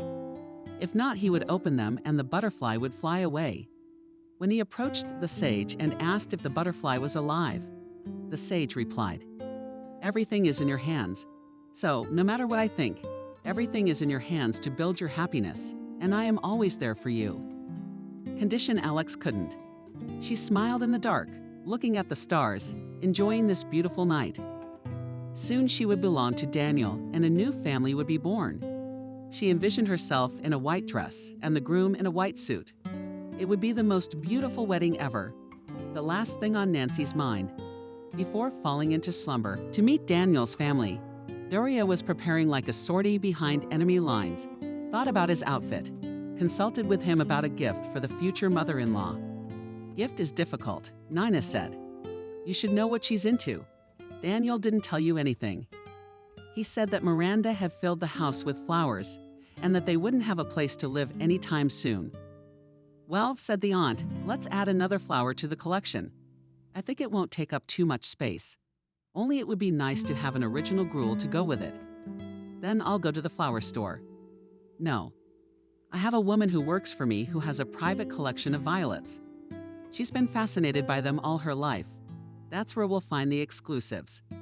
Her collection is one of the top ones in the United States. There you go. Look at this. When Doria saw this collection, she didn't know what to say. There were so many colors, it was hard to choose from the splendor. I can show you one flower that's very beautiful. Lydia Petrovna said cheerfully. We won't stand together, replied Nancy and Nina. Here's my royalty, the Order of Malta, and I speak to her only in your language. Do you like it? She addressed ours. Very exhaled the girl. Didn't you take out $50 and put it on the table? No, girls, a little cheaper it costs. But the guests were already leaving, holding in their hands like a fragile vase. And gifts to the mother-in-law did not think long and bought a good cognac in a beautiful package. Gifts very surprised Daniel's mother. God, what a violet! And what is the occasion for such expensive gifts? But there was silence in reply when the presents were handed over and everyone sat down at the table. Daniel's phone rang at the most inopportune moment. What was the habit of coming? To the table with the phone, Miranda was indignant. I realize that it's the norm now, but at least at dinner you can do without it. Doria had known David for a long time, so she was expecting some questions from Daniel's mother. But she didn't ask anything to herself, and about her flowers and the fact that Rada had been introduced to Daniel's friend. A friend, Nancy thought. Strange, hadn't Daniel told her he proposed to her? She looked at me, he was in a great mood, and had no idea what was going on in the mind of his fiancé friend or wife-to-be. And she, smiling, tilting her head toward Miranda, told me Daniel had given me a ring and proposed. And stretching out her hand, showed me the gift. The future mother-in-law's face stretched out.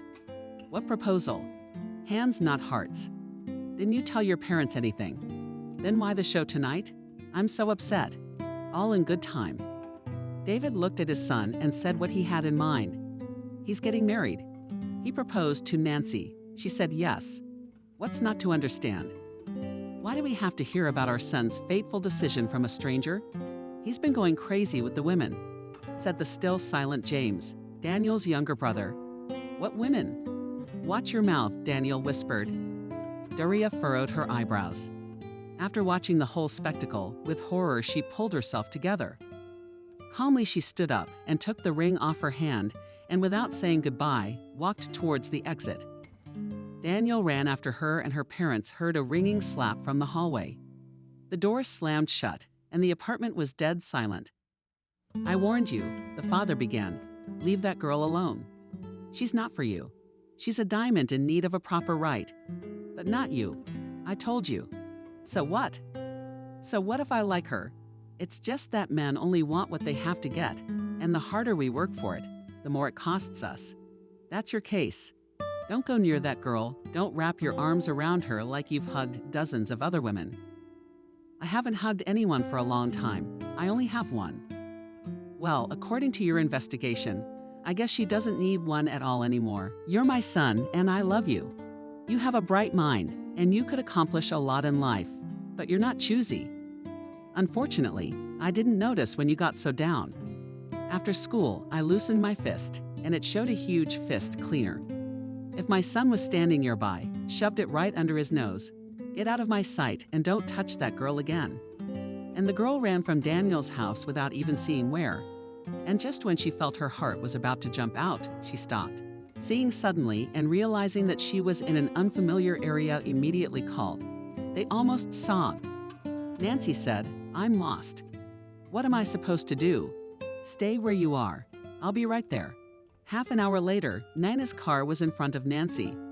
She'd never been so happy to see her aunt. Sadistic and shivering. "How did you find me?" Stumbling over every letter and asked Nancy, "Your phone geolocated. I did it because you didn't know Washington at all, and I was just worried about you." "I was what?" "Yeah, it's not important right now." She canceled her aunt, lay on her soft, warm shoulder in the shoulder she had imagined her more than once. The apartment girl burst in first on the move, stripping off her clothes. Of course, Daria had played along. If she said she didn't care about what happened at Daniel's house, she was hurt. Hurt. Grabbing a garbage bag, she gathered up all of her failed fiancé's gifts and tossed them down the garbage chute. If only it were as easy to throw away the bitterness of humiliation and the worst disappointment from her heart. That she couldn't do yet. Nancy stood in the hot rain and wished the water would wash away all the memories that plagued her, tucking her face into her pillow. She lamented that she had met him, fallen in love, and been deceived. Daniel called several times, but she did not answer. Nina awoke at 3:00 a.m. to a noise in the apartment. Seeing Nancy picking up from the floor, shards from a broken cup put the kettle on and without asking anything, invited her to have tea. They drank in silence. Nina did not get into the soul, realizing that the soul is crying, and it should be given time, even with difficulty forced herself to maintain a conversation about nothing and thanked fate for such an understanding and aunt. "Can you imagine?" she started. "Yes, he didn't tell his parents that he proposed to me. I realized it from the casual words of my mother. So what does that mean?" Asked Nina to get her talking and distract her from her tears. "I know I'm an old-fashioned dreamer, but I'm not stupid. He gave me a ring and introduced me to his parents to show he was serious. I'm sure when he saw me off again, he would have suggested we move in together." She would pause for a sip of tea to calm herself down. "And I probably would have said yes because I believed him. Sure, the world wouldn't have fallen apart. Not me first, not me last. But seeing his satisfied, victorious face would have been even more painful." She covered her eyes for a moment. Then, looking at her aunt, she said, "Tomorrow I'll fire from the fist. I don't want to know anything that has anything to do with Daniel." "Take your time," said Nina. "You're a part-time student and you have to work. It's not easy to find a new job as a student. Maybe you shouldn't be so hot. Are you acting like a hurt kid? Give yourself some time to think. You're worried about me, and I understand that. But I know I can handle it." I didn't look at Nancy and think that for all her outward openness, she's friendly and kind. She's stubborn like her father. Washington hardened her and taught her a lot, immediately letting her know back at the train station that she doesn't believe in tears. Had that already decided everything so seriously? Nancy's eyes resembled Dinka's, prickly and cold. "Yes, I've decided so, and I haven't changed my mind." "Well, good. Then I'll support you. I love you so much. And I hope we can do this together. I'll talk to people I know. Might as well rebuild you to a good place." They lay down around 5:00 a.m. At 7:30 a.m. sharp. Both were on their feet. Daria was silent, but it was evident that her thoughts were working. She even wrinkled her forehead. Visibly unwilling to compromise with herself, at exactly 9:00 she was at her workplace, having written her resignation letter and walked towards David. Even from afar, she heard a fist telling someone off for the joints and asking a quite reasonable question: why he should be the one to fix them. Waiting for the end of the conversation, she knocked. "Come in," who's so indecisive. Seeing Nancy coughing, he did not know what to say to her. "Good morning. I've brought my letter of resignation. Please sign it." "Nancy, what happened yesterday will not affect our working relationship. I respect you very much as a professional, and I'm very reluctant to let you go." "I'm glad to hear that, but I don't want to work here. I want to quickly forget everything that has to do with your son. Believe me, girl, I couldn't dream of a better daughter-in-law for me. You just won't be happy with him. You're a different kind of domestic. He hasn't settled down yet. I don't want him to ruin your life. Thank you, David. I'm not changing my mind. Will you work for it? Well, if you make me. No, I won't. Don't hold it against me. With these words, having signed the application, I immediately began to solve the following problems. In 2 hours, she was free as the wind. Well, that's it. The girl thought and called her aunt. I quit. I don't need to buy anything for home. I have plenty of time now. Well, then buy champagne, ice cream, and strawberries to celebrate. I adore you. Nancy laughed and entered the mall. After picking up various goodies, she headed to the checkout counter. There's a celebration coming up. She heard a man's voice. It was Liam. Hello, Liam. We're celebrating Nina's retirement with you. You quit. Why, if it's no secret? I wanted something more serious. I grew out of my paralegal pants. I wasn't interested in it anymore. That's the reason. Well, it's a good reason when the work isn't satisfying. That's too bad. She couldn't refuse his offer to give her a ride home. How's Thomas? Not bad. He only wears glasses when he's in lectures. He can see much better. He likes to study. I'm just worried that he doesn't have a girlfriend. That's the least of your worries. A guy like that will never have one. One just hasn't found his soulmate yet. Is that what you think? You've seen Nancy? I'm sure he has. Give him a big hello. Tell him to call me sometime, Radha. I'll have a chat with him. And they parted. That evening, they had a bottle of champagne with strawberries and coffee, and at the end of the evening, they sang the song Don't Be Sad. All life is ahead of you. The next day morning, Liam called and offered Nancy a job. Nancy. Liam called. She turned to her niece. Says he's found himself a job. A job? Where and what kind of job? The girl was surprised. Well, call him yourself. What are you doing on the phone? Yes, Nancy, hello. About work, I can offer a place in my legal department. Nina saw the look in Nancy's eyes. And if you don't want it, a good friend of mine has a law office. It's been on the market for about 6 years. They need a lawyer who specializes in family law. That's what I like best. All right, well, you realize you can't take on big cases right away. You're going to have to get some experience as a smart, clean lawyer. So think about it. You're going back to being a paralegal. Well, it's going to be a little different. I can attend trials, if they even trust me to speak. I'll take it. I like it. Where can I come and take down the address of the office? And after thanking Liam, she said goodbye. Why did you refuse Rudlov's job? Nina asked. Thomas works there. You two would be more interesting. I don't understand anything about his construction business. I like family law cases, and that's what I want to focus on. Look, I'll give you the first visa, and then you can get there on your own. They pulled up to a tall glass and concrete building. You had to lift your head high to see the top floor. Liam's friend had his law firm on the 20th floor. The panoramic Babel rose silently to the sky, and Nancy's heart sank. Washington was as if in the palm of her hand. The elevator doors slowly opened. The entire floor was occupied by the firm Verdict. The inscription Ethan Law Office Manager greeted her in large gold letters. There it was, the door to a ticket to life. She squared her shoulders, like she's going on stage, but she wasn't wearing that dress tonight. Today, Nancy was clearly going to get that promised spot. She needed it more than ever. The secretary wasn't there, so she went straight to the supervisor's door. Enter heard about Nancy, a pleasant baritone with some velvet clear timbre. The girl squeezed her eyes shut. What kind of man was he, her future boss? Her palms clenched, but she managed to pull herself together and open the door. Ethan was busy with paperwork, and the girl had time to calm down and take a closer look at him. He wasn't handsome, but he was so confident. She'd gotten the impression he was a tough man for some reason. Well, he was all right. His cheekbones were covered with dark stubble, which made him look elegant. Excuse me. I need to hand over my papers right away. Finally, he looked up at her. He was no more than 35 years old, but the look in his dark eyes was heavy.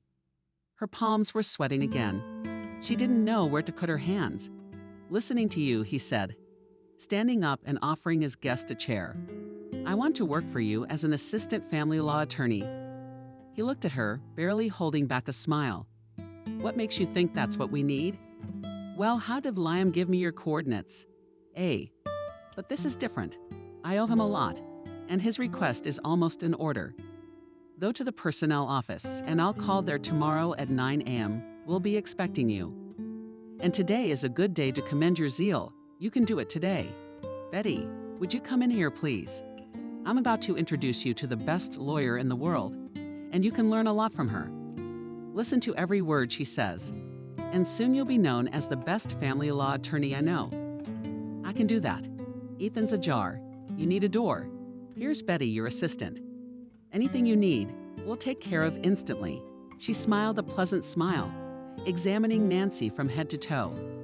Well, hello, let's go and get acquainted and work happily. Thank you. Already closing the door, Nancy said. The phone rang in her bag. Without looking at the display, Nancy answered it. It was Daniel. Nancy, darling, not hanging up. I can't talk to you. Nothing good-naturedly, Betty said. Talk, go to HR, and then come back. What do you want? I love you, Doria. And I don't love you, got it? And don't call me again and blacklist my ex. I turned off my phone without letting him talk back. He might not trust me. I was so reckless with him. My life would have turned out very differently. What's the point in guessing? Everything that could happen has already happened, the girl thought as she walked. 20 minutes later, she was a lawyer's office. Verdict: Nancy was happy. I should call Liam and thank him. Without him, of course, no one would have taken me on. Returning home, she saw Daniel in the driveway. Is he still hoping to get me back? Then he's an idiot. So where did you disappear to? I freed up a day today to talk to you. What kind of generosity? Let's make eye contact, said the girl. Too bad you forgot to ask me. Well, wait, do not get angry. I'll explain everything to you. Daniel, you purposely pretend that you do not understand the page called Daniel. And she looked at Daniel. And the second, and she flicked the phone, leaving his face as a memento. The police will find it quickly. Okay, Auntie, letting Nancy go, said we won't go near her again. Not only will you not go near her, but you'll keep her safe from other idiots. Because if anything happens to her, it means you did it. I understand if there's a summons from the police. Don't be surprised. I don't throw words around. Let's get out of here. You're not men, are you? Who are you settling scores with? With a girl who doesn't want a scumbag in her friends, went up to the apartment and dialed the number of the Fist Senior. David, good evening. Not dear, I'm not zero and inexpensive. Tomorrow I'm going to the police to write on your son freak. A statement he won't leave Nancy alone and threaten her with freaks like himself. I'll have him locked up. Of course, it will be difficult for me to fight a famous lawyer like you. But I will try, if not to put your son away, then to ruin the reputation of you and your town. She disconnected the phone, giving her fists no chance to justify themselves. Took out a shot glass, poured herself some vodka, and drank it in one fell swoop, without a wince. I was scared for you. My girl, have some water. She was holding a glass of water, which she couldn't even see because of her tears. I was scared myself, but I tried not to show it. Good for you for yelling. If we have to go to court, we'll have witnesses. Aunt Nina, you should be a criminal defense lawyer. No, I'd rather sew clothes. They talked for a long time and went to bed at midnight. In the meantime, Daniel came home a little tipsy. His father was awake and waiting for his son. No sooner had he opened his mouth to say good evening than he was hit by his father's fist. He flew down the hallway in surprise and hit the wall, losing his balance for a second. There was blood pouring out of us and a busted lip. That's the way it is. And if there's a trial and I haven't even lifted a finger to get you out, I won't give you any money. Now you pack your bags and your apartment, and you live on your own money. All the girls, the restaurants are over. Get out of here. I guess he is our son after all. Shut your mouth, he yelled at Miranda. You and I raised that monster. You and me. The door slammed and there was silence. Miranda, give me some heart drops. I feel sick. Nina wrote a statement just in case and met her niece from work for a long time. For a long time, Nancy didn't hear anything about Daniel, and then Nina told her that he had started drinking. Where did she get such details? Asked her niece. I met your Fist. He apologized for his son, and then he told me. Well, I don't care. The past must be left in the past. That's the only way. He's a grown-up boy and he can choose his own path. It was a mistake to meet him in the first place. He's so different from me. It's hard to imagine anything else. And I'm not his. We weren't made for each other. And we spend too much time on him. He certainly doesn't deserve it. After the famous events, life gradually returned to its normal course, and everyone went back to their own concerns. Liam did not forget to ask his friend how his ward was doing. And Ethan, how's Nancy working out? She's making progress. Betty's very pleased with her. She's a clever girl and she's a pleasure to work with. But I'm pleased with her too. Pretty, modest, gentle. She's a friend. I know you. You better be careful with her. You walk around like a Christmas tree with women all over you. What do you need her for? A collection. Don't hurt her. Liam, you're not the one with a thing for her, are you? Unfortunately, I'm too old for her. It's fashionable now, by the way. I'm old-fashioned in that sense, said Liam. A young and beautiful woman should have a man to match her. I read it. It was flipped. I didn't like this chapter. I don't like books with bad endings. And if it makes you feel any better, I will say that I was very worried. I cried. But once I made the decision to end this farce, I immediately felt better. I have a new life, a new job, and hopefully a new man. That's it. I'm tired, and roughly moved him. And she entered the entranceway. What was that now? Daniel wondered to himself, did she just ditch me? He wanted to laugh, but he couldn't. His face was sad. At the end of the day, Nancy called Liam, wanting to thank her for her help. Thank you so much. I am very pleased and will try not to let you down. It was a pleasure to help a good person. It has been a month now that Nancy has been working at Verdict Law Office. She has developed a good working relationship with Betty, a terrific woman who was smart, professional, and had a great sense of humor. What was it about the job? She was strict, demanding, but never raised her voice. Tomorrow you'll come with me to the preparation process. All the paperwork so I have time to check it. Okay, I'll do it all. The first rule of Betty is to prepare carefully to protect your speech. There are no little things. It's not only professional reputation that matters, but also the fate of a person. This she always remembered. Her speech aroused attention and interest. She forced the court to doubt the arguments of the prosecution and convinced it of her legal position. Practically, she won all the cases. This trial was no exception. Nancy sat as mesmerized and listened to her mentor. Betty, how beautifully you speak. Not a single word unnecessary. Everything to the point. You're just like an actress. I love it. She looked tired, but satisfied. Another person the lawyer helped to get the truth. She drove Nancy to the subway and turned around to go home. Nina was beginning to worry, and it was taking a long time for her niece to show up today. The phone was disconnected. Putting a warm scarf over herself, she went out onto the balcony. She thought Nancy would come faster that way. It was already quite dark when she saw her walking slowly toward the house.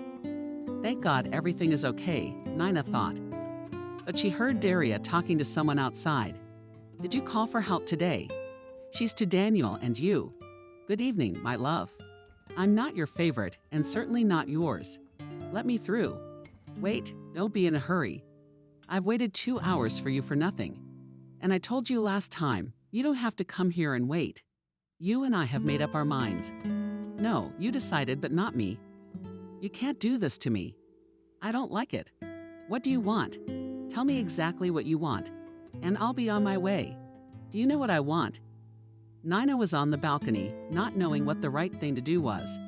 It's not like anyone's hurting her. They're just talking. So she decided to wait a little longer. Daniel, I don't want anything to do with you. And then the other one finally spoke up.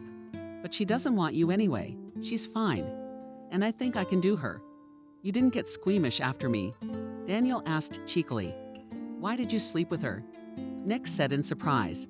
I had to work with an axe, and they both started laughing. But you're a scumbag, wishful thinking. I'm telling you the truth. You didn't get so squeamish. But you were after me. Nina quickly dressed, took her phone, and ran downstairs to get Daria. Come on, beautiful, let's go for a ride in the car. and I'll treat these champagne, and then we'll see how we'll have fun further." And grabbing her under the arms from both sides, led her to the car. Ono quickly took her hands off her and shouted loudly to Nina, "I'll go to the police tomorrow morning and file a report on the two assholes who wanted to rape two girls together. And that's gang raping. One asshole I know well." Nancy tried to keep out of sight of her boss. She thought he was overly attentive to her, and she didn't like it. "Doesn't understand why you dislike him so much." Betty reprimanded her.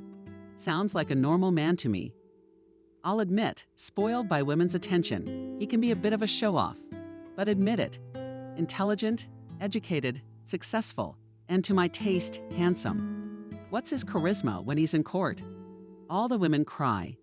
But she even laughed at Betty's words, but remained in her own opinion and still refused when he kindly offered to give her a ride home. When he looked at her, she wanted to fasten on all the buttons. Undressing with her eyes was one of the pleasant things to do.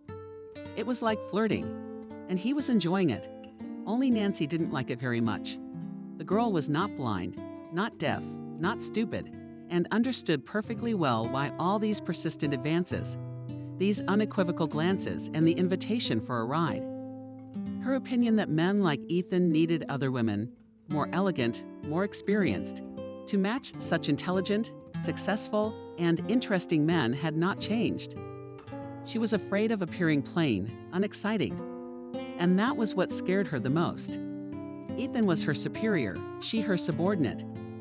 She didn't want to hear about any office romance. And the memories of her fiancé's grief were still fresh in her mind. But then she noticed that Ethan was no longer so insistent on her attentions, and she calmed down. If she had known that Liam had once again bailed her out, she would have had to call again and thank him for his help. Betty, appearing in court, took Nancy with her more and more often. She saw how seriously and eagerly the girl took her responsibilities, so she allowed her to participate in the proceedings. Mostly it was an opening statement, stating the agreed position with the defendant on the claim and the manner in which the evidence was to be examined. Nancy was quite good at it, which pleased Betty very much. It was the last year of her studies. Natalia Bolotova was still the best student. She was on her way to a red diploma, but there was some subjectivity in the dean's judgment that correspondence education was not as effective as full-time education. And it was still necessary to prove that it was at least not worse, and maybe 100 times better. Having practical experience behind shoulders, if I'm alive and well, I'll come to you for my state exams and let them give you a B. Thanks, Betty. I'm getting straight A's. Summer was about to start in Washington, but the only way you could tell it was almost June was by looking at the calendar. A cold wind. The fog gave no hope of warmth anytime soon. Maybe it's for the best. Thought Nancy, it would be less frustrating to sit at the textbooks. Sunday afternoon was drawing to a close. Doria was preparing for the decisive battle. Betty showed up for the final exam. When Nancy saw her, she was more nervous than she had been in front of the board. We know such a student. The chairman of the committee began to joke. But why did you come for a red diploma? I came for Peter's knowledge. And will you decide whether to give me a red diploma or a blue one? And she looked at the committee. Betty gave her a thumbs up when there were no questions left. Peter offered to ask additional questions, but everyone refused, saying that the answers on the ticket were so complete that there was no point in torturing the student. Congratulations to you, Zolotova, you have worked hard. We got a letter from the law firm. The verdict is they're happy with you too? That's commendable. It's been a long time since we've had a student like you. Thank you. And she all ran out of the hall, facing the window, so that no one saw her tears. The girl gave vent to her emotions, unable to cope with her feelings. She couldn't believe it was over. For 5 long years, day after day, she had been proving to herself and her parents that she had not left her parents' home in Washington for nothing, that they could be proud of her. It was only so it seemed that everything was easy and simple for her. In fact, she was as taut as a string that could just burst at any moment. Warm hands rested on her shoulders. She didn't have to look around to know who it was. Betty, her favorite lawyer, a smart, beautiful woman, had given her so much during this time. You did well, Nancy answered so well, I would say beautifully. She turned to her with tear-stained eyes and a red nose. "I wanted to be like you while speaking at the trial. You did better, my girl. You have a great future ahead of you." She hugged this small and so strong in spirit woman. "Thank you. It's all credit to you. You're exaggerating. You don't even realize how much talent you have in you. Your parents gave it to you. Come on, let's go. I'll take you home. You don't have to be at work today." Nina congratulated her tonight. Her sister's parents called and yelled into the phone. And later, Liam called, "Congratulations to a promising young lawyer on graduation. You did good, girl, proud of you." She was biting her lip to keep from crying when Thomas answered the phone. "Doria, I'm so happy for you. Congratulations on such a triumph in absentia rarely. Or maybe you've never gotten a red diploma. In my memory, you're the first person to get a gift. Thank you, Thomas. I'm so tired, I just felt it now. I can imagine. Studying and working are always difficult. And studying and working hard is almost impossible. But you did it." Nina went to the kitchen for tea and cake. And when Dashka came in, she was already asleep, covered with a blanket. Slowly turning off the light and covered her with a blanket. She went to rest too. Nina was so worried about her that she took the exams together with her. And how would she know all the articles on which she was going to imprison the scum she knew? So her niece knew. In the morning, opening her eyes, she did not grab her books, but thought how good it was. God, it feels good. So good that lying on the couch I don't want to think, speak, or move. She wanted to be in this wonderful state of happiness and dumb idleness. She had never felt so wonderful. "Nancy, are you going to work?" Nina shouted to her. "Yes, I am." She was driven to work by her aunt because she seemed distracted and not attentive. At her workplace, there was a huge bouquet of white roses and greeting cards. Later, Ethan himself came into the office and congratulated her on her excellent graduation. "But all of us are now a past stage for you. You'll start your own firm. Come on, Ethan, I still have a lot to learn. Betty hasn't told me all her secrets, so if you don't fire me, I'd like to work for you again." "We'd be honored," and he bowed theatrically. She looked at Betty. "What am I supposed to do today? Are you going to work on your own from today?" "No, I can't do that yet." "And you will." "I'm right here. Here's an interesting case for you. Figure it out, think about it. How are you going to make your line? And then you and I will talk about it." "Betty, Maffei, I said get to work." She squared her shoulders, took a deep breath, and opened the first case of her life. Now that she had nowhere to hurry after work, she liked to walk, to think. Turns out there's so much beautiful stuff around. And all this time she was running somewhere, hurrying, and saw nothing around the embankment, along which she walked, renewed. Beautiful benches stood in the shade of trees. On them sat couples in love and kissed. She gawked at those brave ones.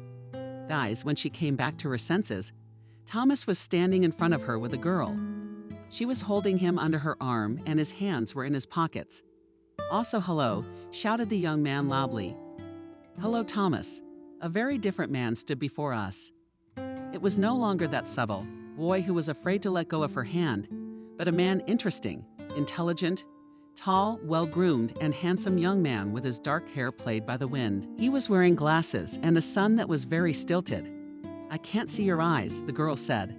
Athletic, trim at least 6 feet tall. Wearing jeans that sat on him like a model. He looked great. Alex tilted his head. He was admired. "You've changed a lot, Thomas. It's been a long time since we've seen each other, and I'm amazed at the transformation a man can undergo." He laughed his teeth with a smile and said that Doria also changed, became even more beautiful. After these words, the girl started tugging him and reminding him that they were late. "Can I come to your place tomorrow evening?" "Sure, we'll buy. Don't buy anything, I'll bring everything myself." "All right, I'll wait," and kiss her on the cheek, and they broke up. Handsome, thought the girl, walking away from Thomas. It's nice to see such a handsome and well-groomed man. Thought Nancy on a scale of 1 to 10. I'd rate his looks a 15. Who's that chick? Look, what kind of girl is she to you? She went to school. She graduated with honors. Chicks are all over Chinatown. They're on the highway. And she's a hard worker and a smart girl. All right, you just looked at her like you've never looked at me. That's why we're twitching. Look, I never promised you anything, and you know it. Up until today, you were fine with it. What happened today? Nothing happened. And she pulled her hand out. Jean, do you need something to do? Hanging around in boutiques and beauty salons all day, it's boring. I'd like to go to college, learn the basics of business, and open my own beauty parlor. And why do I need this headache? Pouted lips. Girl, my father gives me so much money that it would be stupid to work. Your father's a smart man. Thomas said he got the business off the ground.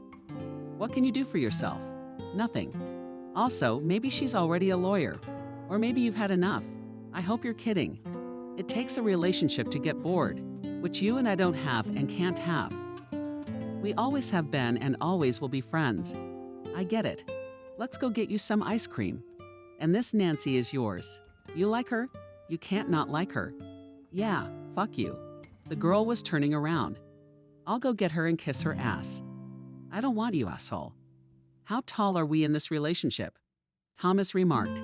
He was glad he got rid of her so easily. His father would not be happy, of course. He thought, but it's beyond me. Listening to cases work every night, the beauty parlors. And he remembered a conversation he'd had with his father. Son, she really likes you. Take her out. Go to a movie, a restaurant. Maybe you'll get something. You're always at the same institute. Work. That's all your joy. I don't like her though. Well, listen. A beautiful girl, well-dressed, in love with you? What else do you need? I have to like her. I understand Greg is your partner. You want to make him feel good. But please don't do it at my expense. And he was glad he met yours. How beautiful she's become. I like her. The very first time we met. Before I even saw her, I already knew she was beautiful. She's mine, and I feel it and different. I don't need anyone. What matters is, does she need me? That's the question. We'll find out tomorrow. I'm not the blind kitten who needed her hand anymore. Thomas found his car and spent the whole drive home thinking about what to get Nancy for graduation. And Nancy was already home and telling Aunt Nina about meeting Thomas. You know, he's gotten so handsome, so tall, so broad-shouldered. You'll be missed. I see you're finally paying attention to him as a man. She looked at her niece and saw that she covered her face with her hands and blushed. What will cook? He said not to cook anything, he would bring everything himself. Well, of course, if women always listened to men, nothing good would happen. So we're gonna make dinner, and we'll decide if it's useful as we go along. Nina came home early from work, cooked the specialty meat, baked a pie, and swore off light soldiers. Thomas rang the doorbell. 7 p.m. sharp. First, Nancy saw the packages, boxes, and flowers. And then a smiling Thomas. He was taking out the gifts he had brought. They sat at the table like a family. Thomas was at ease, talking a lot and making everyone laugh. Nina thought it was a pity that Liam wasn't there. Liam, hello. Not Zero. Hello, what's wrong? Nothing. I want to invite you to come and visit us. Thomas came to congratulate Nancy on her graduation. She didn't get a chance to say anything. Thomas, at your place. I thought he was. Oh well, no thanks. I'm not home yet. Well then I'm sorry, what's the problem? Liam was angry at his son, wasn't he? No, he had his own way of doing things. I'll have to talk to him again. He's in a bad mood. He had hoped that when Thomas left that it would be too late. Liam thought he was dating Jenna after all. Nina's mood had fallen as well. There was no need for Thomas to play a double game yet. Only late at night, when they went out on the balcony, were the young people able to have a heart-to-heart talk. Why do I feel like I've known you for 1,000 years? Looking at her, he asked, because you really have. We met at a difficult time for you. And where were you while I was living without you? Leaning her hand to her lips, Thomas asked. I was there for you, and I guess I was waiting for you to become what you are now. And maybe I'll surprise you when I tell you that I'll always be there for you if you want me to be. I already do, Thomas replied immediately. Recalling the parable Nina had told her, she replied, Everything is in your hands. and the only thing that scares me is that it's all happening so fast. Quickly, the boy wondered.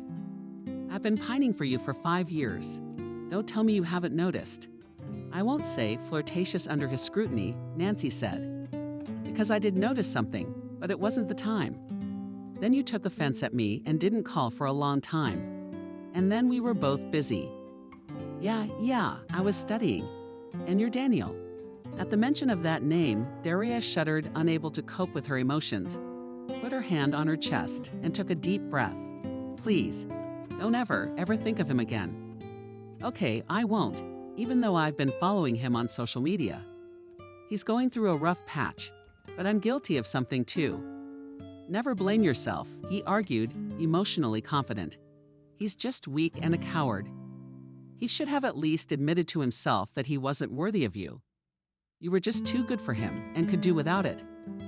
He chose his words for a long time, then waved his hand and added that he was afraid that he couldn't do without you. He must have loved you. He finished as if he had hammered the last nail in the coffin lid. And they never remembered that hero named Daniel again. They stood admiring the night Washington for a long time, until Nina reminded them of the time. Thomas, it's 2:00 in the morning. Don't try to solve all the problems tonight. You'll still have time. I'm sorry, Nina Ilyinikna. Really, I have, and I'll go. You'll see me off. Hearing this, Nina smiled and thought, where are my 17 years? Standing by the door and saying goodbye, Thomas really wanted to kiss her so Daria wouldn't see his trembling hands. He hid them in his pockets. I don't know why I lived without you for so long and waited for something. Probably to meet me on the promenade. She hugged Thomas herself, thus giving the young man courage. I love you, Daria. And gently touching her lips, I kissed her until tomorrow. Nancy, you go to bed. And I left my papers in the car. I'll go out and get it, Nina said. Okay, said the girl. Thomas, I called Liam. I wanted to invite him to our house, and I must have ruined everything. Were you supposed to meet Jenna or Xenia? I don't really care what her name is. I'm warning you, if you play your game behind your niece's back, you'll be sorry. Nina Ilyinikna, I'll never hurt Alex. I love my father very much. He did and does a lot for me. But whom to love and whom to marry, I will decide for myself. And no one will take me off that path. I heard you. Let's hope it was spoken from the heart. Don't even doubt it, smiled the guy and walked away. He drove through the night Washington and thought about the upcoming conversation with his father. The time was 3:00 when Thomas pulled up to the house. No lights were on in the windows. No one was waiting for him. Well, that's fine. The morning would be wiser in the evening. Let his father's resentment fade. But as he passed Liam's office, he saw the light. Thomas, come and see me, his father called him. We'll leave all the questions till tomorrow, it's too late. The son answered grudgingly, and I prefer not to leave for tomorrow what needs to be done today, especially yours. Tomorrow is already 3:00. Sit down, showing a look of displeasure. Thomas sat down in the chair, I'm all ears. Liam paused for a moment, but it made no impression on his son. He waited a little longer. He waited, pondering his words. He began to speak, son. I have asked you very much to be gentle with Jenna. Give her a little hope that someday you might be together. Dad, I asked you not to meddle in my personal affairs. I'll decide who I'm with and who I love. And it sure as hell ain't Jenna. Why, after marrying Mom for great love, you're forcing me to be with that stupid, empty-headed girl for whom the most important values in life are a label with a famous brand written on it. Why do you love your Greg more than your own son? You're ruining my life. Answer me the question that's been plaguing me. Why didn't you go easy on Charlotte? Give her that little hope that someday you could be together. Liam, of course, understood the sarcasm with which his son asked this question. I couldn't stand her. How do I understand you? Thomas answered readily, because I also can't stand your Jenna. I love Alex, and you know it. I just really like her. It's when you suddenly realize that this is the one you've been waiting for all your life. I fell in love first with her voice, her hands, her personality, and only then did I see her. And I don't need anyone but her. Yesterday, I realized that she likes me too. So please leave me alone. There's no point in arguing with me. I want you to accept everything I've told you. I can go to bed now. Dad didn't say anything, and Thomas understood it as consent. Liam had nothing against Dasha. She's a good girl, and a better wife for a son would be hard to find. But he and Greg had decided to pool their capital. It would strengthen their position in the growing construction market and make their competitors respect their interests. But after talking to his son, he realized he had to say goodbye to those plans. His son's question echoed in his head. Why do you love Greg more than me? That's crazy. How could he not love Thomas? He was even a little ashamed now for pushing him. The spasm that came to his throat made him drink a volleyed glass of water and feel ashamed for forcing his son to deal with his problems. Walking up to Thomas, who was still awake and crouched on the edge of the bed, Liam said, I thought that if I insisted on my proposal, you would suffer and I would worry that I was being dishonest. I should probably be ashamed of what you thought of me right now. Father, I love you very much and will always be grateful for what you do for me. But I will live my life my own way. Nancy was also awake. On the contrary, the road went out on the balcony. She tried to remember every word Thomas said, every gesture he made. She remembered the smell of his perfume and silently prayed with happiness. The girl thought she had the right to say that he was hers and she was his, and they were born to be together. From behind, quietly came Nina and threw a warm plaid over her. He's a good subject, the aunt said, as if Doria was against it and that one was coaxing her. Decent, caring, and he loves you. After what date do you think he'll pull me into bed? Nancy asked. If you're in a real, fulfilling relationship, I think he'll wait until you're ready for that. I'm ashamed, but I'm ready. Why would you be embarrassed? You just trust him. He has convinced me that I am the one wanted, the one loved, and I believe in his sincerity and fall more and more in love. He helped me believe in myself again after Daniel, and I am grateful to him. But if he deceives my expectations, I won't survive it. Peter's eyes and tears welled up. You haven't started a relationship yet. You're about to end it. You'll be fine. Honey, are we gonna sleep in tonight, or is it time to get ready for work? It was 500 hours. At least get a couple hours of sleep. They passed out right away, but they both slept in for work. Nina allowed herself a day off, and Daria went out closer to lunch on her phone. There was a message waiting for her on her phone. Good morning. I miss you already. There was no time to reply. She kept her head down until the evening. Firstly, from the fact that there was a lot of work to do, and secondly, embarrassment. Betty understood, and hiding a smile, she said, It happens. Greg turned out to be quite an adequate man, and sided with Thomas. You know, Liam, you and I will merge our capitals, but we won't break our children over our knees. 20 years ago, I was in the same position as your Thomas. Jenna's mother, Christina, was 18. I was a little older. My parents wanted us to get married. Neither she nor I were eager to be married. But we turned out to be more than obedient guys and allowed to play the wedding. We lasted exactly 6 months. Then Christina went for a walk, salons, massages, clubs. I studied and worked. I saw my wife only in the evenings, and sometimes I didn't even see her. Jenna was born. The father-in-law found a good nanny so the daughter wouldn't get tired. When the child turned 5, she came to me and asked me to let her go. Greg, you're still young and you'll make your own life. We never loved each other. Let me go, she said then. I couldn't say anything to her at all. I left and got drunk. When I came back, my daughter was there to greet me. She left her to me. It was only 5 years later that I found out Jenna wasn't my daughter. It was an accident, but I'm not going to tell you that. I don't want to. It's not the kid's fault the mother was a whore, but it's like nature's laughing at me. I left a little faith in my house. She wants nothing, no schooling, no work, no interests but clothes and salons. Who needs her? She's finished school, and that's the end of her life plans too. Thomas is a wonderful guy. I'd love to have an uncle like that. Well, let's not spoil our children's lives.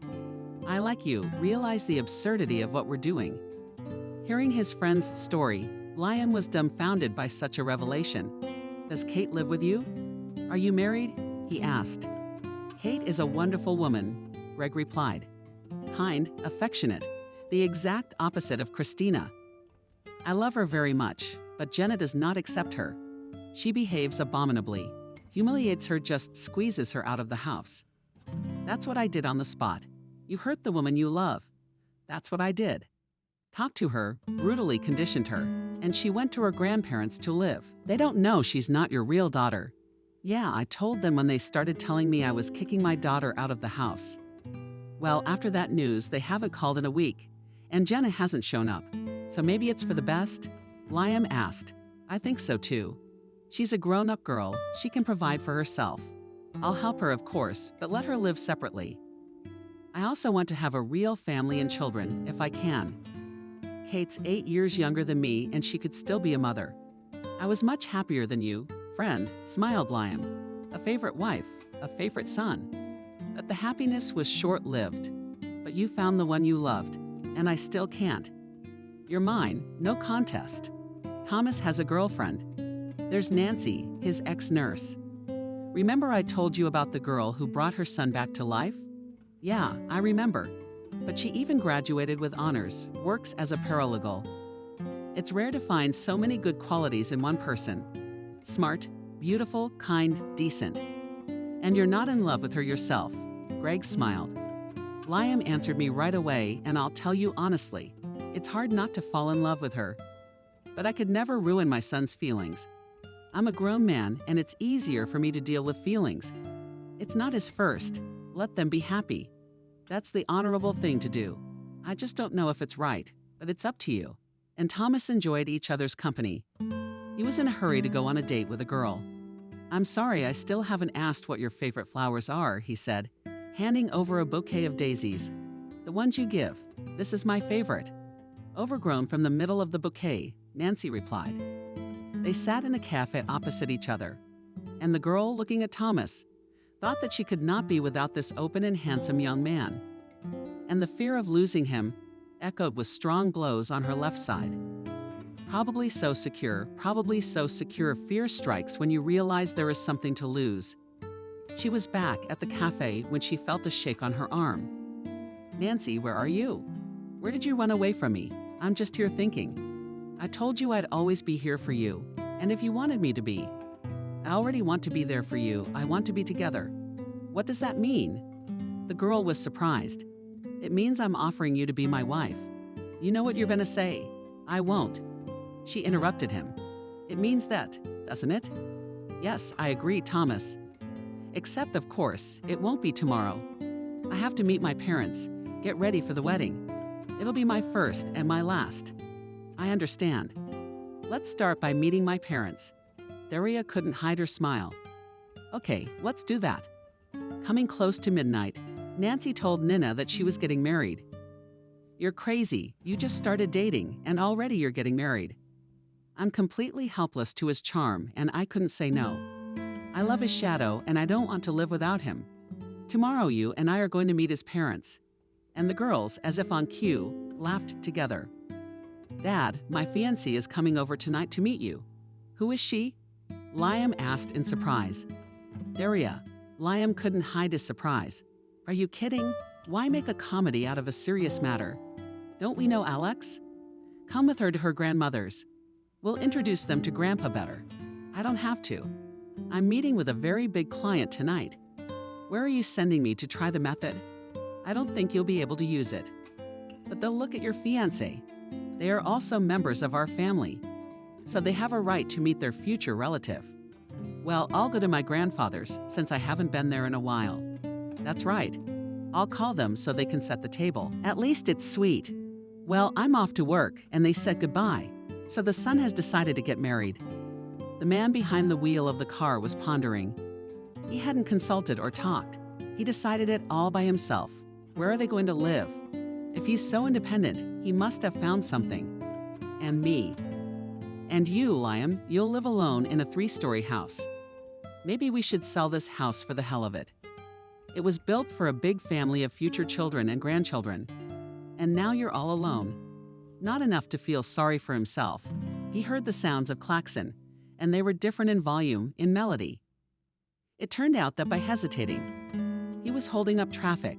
Excuse me now, as if he could be heard working day, loaded with his problems with meeting and work calls. It was only at lunchtime that he remembered to call his parents. "Dad, hello. Thomas and his fiancée are coming over tonight to introduce you to your future in-laws. Take a look at her, talk to her, let you form your own opinion of her. Then you can tell me. You're not against marriage yourself. Who would ask me? Kids make up their own minds now. So you're against this girl?" No, she's a good girl. You don't know her much.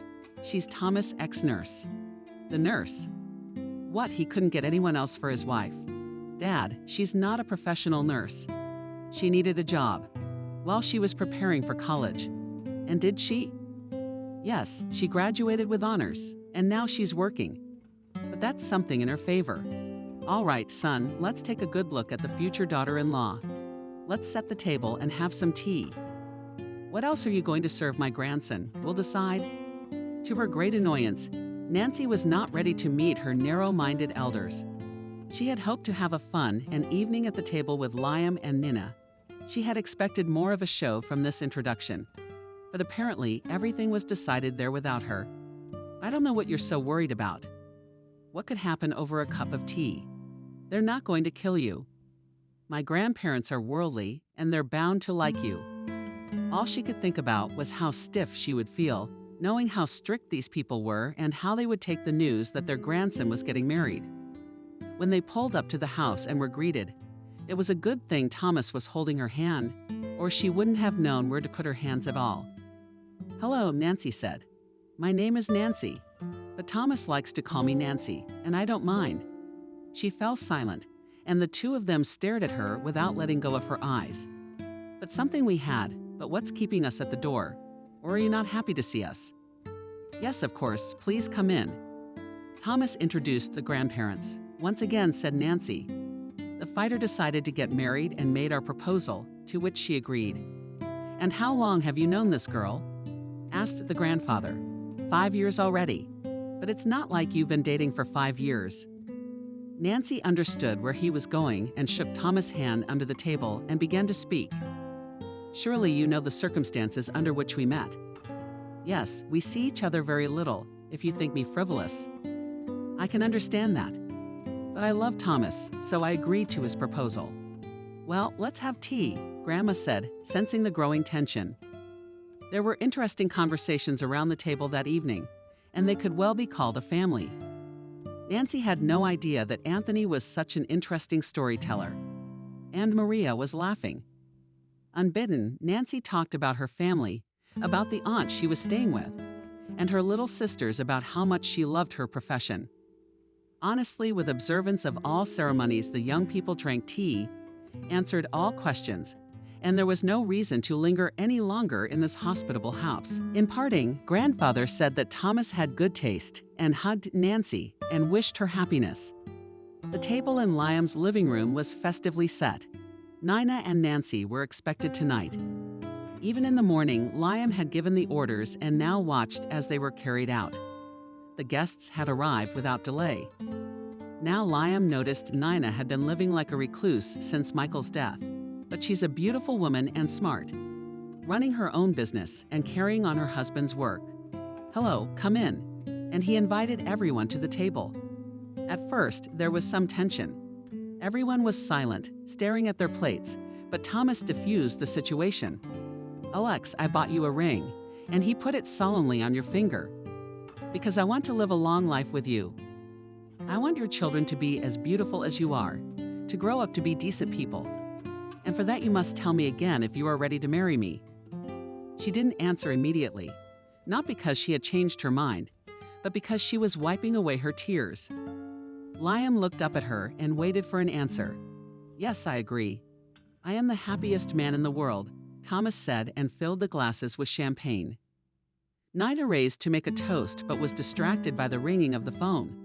A couple minutes later she came back and said she had to go to work right away. "There's an emergency. Maybe I should zero in with you," Liam suggested. "No, I'll deal with it." The police are already there, and she left quickly. Leaving the three of them, they chatted sweetly, made toasts, until the phone rang again. "Who has it?" Nancy asked. "I think it's mine." Thomas got up to find the phone, leaving the two of them alone with Liam. Alex felt uncomfortable from his stare. "Do you really love Thomas?" He asked seriously and stopped short when he noticed how she opened her eyes wide and looked at him with shock. "Do you have any reason to doubt it?" "I do, because I know for a fact that your heart was beating much more often." In my presence, she flared up like a match and leaning her palm against my face, said when we were only 17. "And in front of our eyes is a handsome and successful rich man. We think he's the one and only, and it will be impossible to meet a better one. But it's wrong. My heart could have been shattered, as is usually the case with first love. Foolishly, of course, I was foolish. A girl from the province is a handsome Muscovite. And like any 17-year-old girl, I was dreamy. I thought you were just the prince I was waiting for. But as life showed, our feelings were not mutual. Who said that, and who decides if it's right or wrong? And I decided we couldn't be a couple without feeling guilty about it. You're well into your 40s, but you're still a stunningly handsome man with a strong character. Any woman would be honored to be with you, and you would be honored. If you'd asked me that question 5 years ago, I probably would have said yes and thrown myself at your neck. Now the answer is no. My Thomas is still my Thomas, but thank you for not taking advantage of my crush. You acted like a decent man. Now I doubt that very much." They finished talking. Thomas came up in time, and they had to change the subject. Sitting in his study, Liam pondered the frank conversation with Nancy. He didn't regret asking her those few questions. He realized a lot of things. The difference of 20-plus years was huge. In 10 years, she would be a blossoming, beautiful woman, and I would be closer to 60. Miss would talk back to us, and everyone would feel sorry for this young woman. Though Nancy tried to speak calmly, clearly she did not fool me. In her big, beautiful eyes, I saw fear and confusion. Fear that her secret was out, and the confusion. Was she doing the right thing? He remembered how his life had changed since Nancy had arrived. That kind, gentle girl with such a core inside her. I will be happy for my son and help the young family. Such pure impulses and desire arose in Liam after much thought. He saw how his son loved Daria, how she was bathed in this love and attention. His son's words and actions spoke of his great love for this girl. As he left the office, he heard a confession addressed to his fiancée. "I don't know why I lived without you for so long. There's no one to compare you to. You're so one of a kind." His reaction was unexplainable when he saw the guys kissing. All the right smiles, Liam thought, and mentally wished them happiness. She was happy to see her sister's parents, Nana, and of course Betty, at her wedding. The young people didn't want a fancy wedding with hundreds of people they didn't know, but the right people. It was their wedding. So they invited the people they wanted to see themselves. And then he suggested that it be held at the Nancy mansion. I liked that idea. After all, it was her fiancé's birthplace. She kept the warmth of family relationships when his mom was alive. Lots of fond memories of childhood. It is always a pleasant emotion. The wedding dress was sewn, of course, in the House of Models. It was a wedding gift from an aunt. Seeing her parents, Nancy cried and realized that she missed her mother very much. It seemed to her that her mom had aged, and her father was all gray-haired. Daria watched Thomas greet her parents as her father shook his hand, and her mother hugged him and barely reached his shoulders. Is this handsome man going to be my husband in a few hours? The bride talked to herself. It just can't be. But when Thomas approached and boldly held her out to him, the doubts faded into the background. He had shown her in a very bossy and bold way that she was only his. She, too, wanted to belong to him to the last cell, to the last breath. There wasn't much time left to wait. And this day so long and exciting and end. In the middle of Liam's wedding, Liam's security guard called. There's a young man here, says he knows Nancy and wants to congratulate you. Who is he? Daniel Fist is a colorful name. All right, let him wait. I say so ended the dance of the bride and groom. And now, as father-in-law, he approached the young people.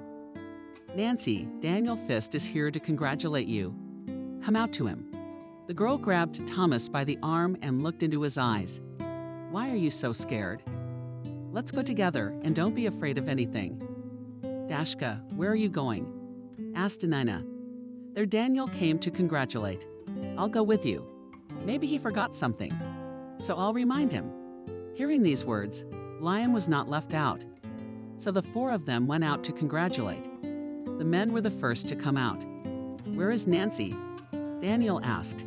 He was holding a huge bouquet of white roses. You haven't forgotten anything, Daniel. Our statement is at the police station. I won't do anything bad. I loved her. Strange. Of course you were in love. But if you came with good thoughts, congratulations, said Nina. And that's when he saw her. You're very beautiful. Forgive me for everything and be happy. The bouquet was so huge that Liam had to take it away. And the unexpected guest was already driving away from the gate without looking at the happy couple. How did he know about the wedding? Alex wondered. I met a fist, said Nina. He asked how you were doing. And I told him about your wedding. Don't worry, it's fine. How many protectors do you have? Yeah, thanks. More cheerful, said Nancy, looking at her husband and not believing the happiness. The wedding ended well past midnight. The bride was swept off her feet by the screams. Bitter. Her lips were puffy and her feet were buzzing from her high heels. The young people were escorted away, and the guests were still talking about their own worldly things.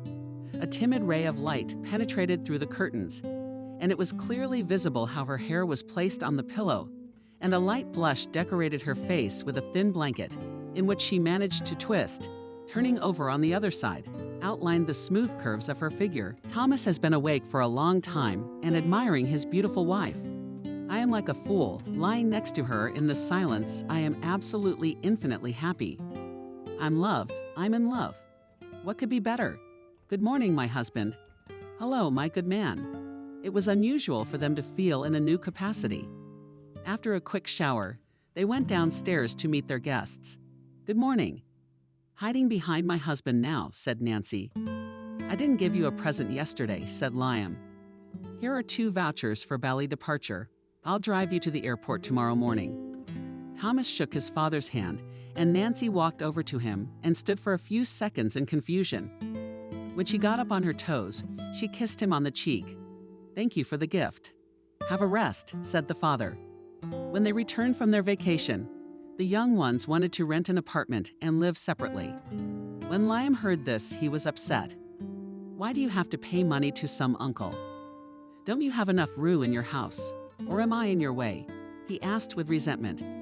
If you leave, I will sell this house and not keep such a staff of servants. Father, but at some point we will have to start living on our own to solve any household issues and problems we may have, or we will have to live and hide behind our backs. Don't hide, just live. Solve your own problems. I'm not going to interfere with you. Do you, like Daria, agree to stay in the house, or shall we go to the apartment? Thomas looked at her. It's up to you. I go to the apartment. The father also looked at his son with resentment. Do what you want. But I'm putting the house on the market. Where will you live, Liam? Asked Nina, who had come to visit them. I'll move in with you, Liam replied, laughing. I take you at your word. I have a lot of space in my apartment. I wanted to invite young people to live with me, but now I won't. Since you are going to? Why should I take it and come from you, and you can walk to work? Alex and Thomas looked at Nina and wondered. Are you serious? Nancy asked. What are you guys doing renting apartments? Let's go. Guys, I think you're in a hurry. I can't throw away that kind of money and feed someone else's uncle. Maybe it'll be here soon. Do you know how much money it takes? Your father-in-law is not your mother-in-law. He won't interfere with you. Think it over, or your father will sell the house and you'll lose your memories of mom. But here you have air and space. It's beautiful. That's what Nina said. Not zero. It'll be more fun if you move in with us. Oh, come on. What are we going to do about the apartment? We'll move into the apartment. Nancy figured it out. And we'll come over Friday night after work. Nina looked at Liam, and he said, smiling, I agree. That's the kind of castling I like. Move zero. Nana was scared too. After 6 years with Nancy, she didn't know how she was going to live on her own. Who to take care of? Liam had the same problem. So the fate of 3 families depended on her decision. And after some thought, she agreed. From then on, the boys came to Liam's house on Friday like a sanatorium after a week of work. Everyone was happy. 2 years later, Nancy and Thomas opened their own law office in & Co. The guys were doing pretty well for themselves. And 2 more years later, Nancy went on maternity leave. The labor was difficult. Beautiful babies were born, a boy and a boy. Managing 2 was hard, and the young family moved into Liam's house. "Don't worry about a thing," Nina assured her, kissing the baby on the clinic and cheek. "We'll all help." Nancy was falling off her feet and only dreamed of one thing: to sleep. Now Liam felt like he had a real family, a wife, children, grandchildren. That's happiness. Thomas worked for 2 to provide for his family. When the boys were 3, Nancy became pregnant again and gave birth to a baby daughter. The house came alive. Liam and Nina would rush home after work to be with their grandchildren. When the little one was a year old, they announced they were going on vacation. Nancy had helpers. Apart from the children, she did nothing else. But these 3 required so much strength and patience that only a loving mother could endure them. Liam was happy. He was gently hugging his non-zero. He had all the life he wanted, the woman who gave it meaning. Children and his future grandchildren whom he adored. He also knew he was the happiest of all people in the world.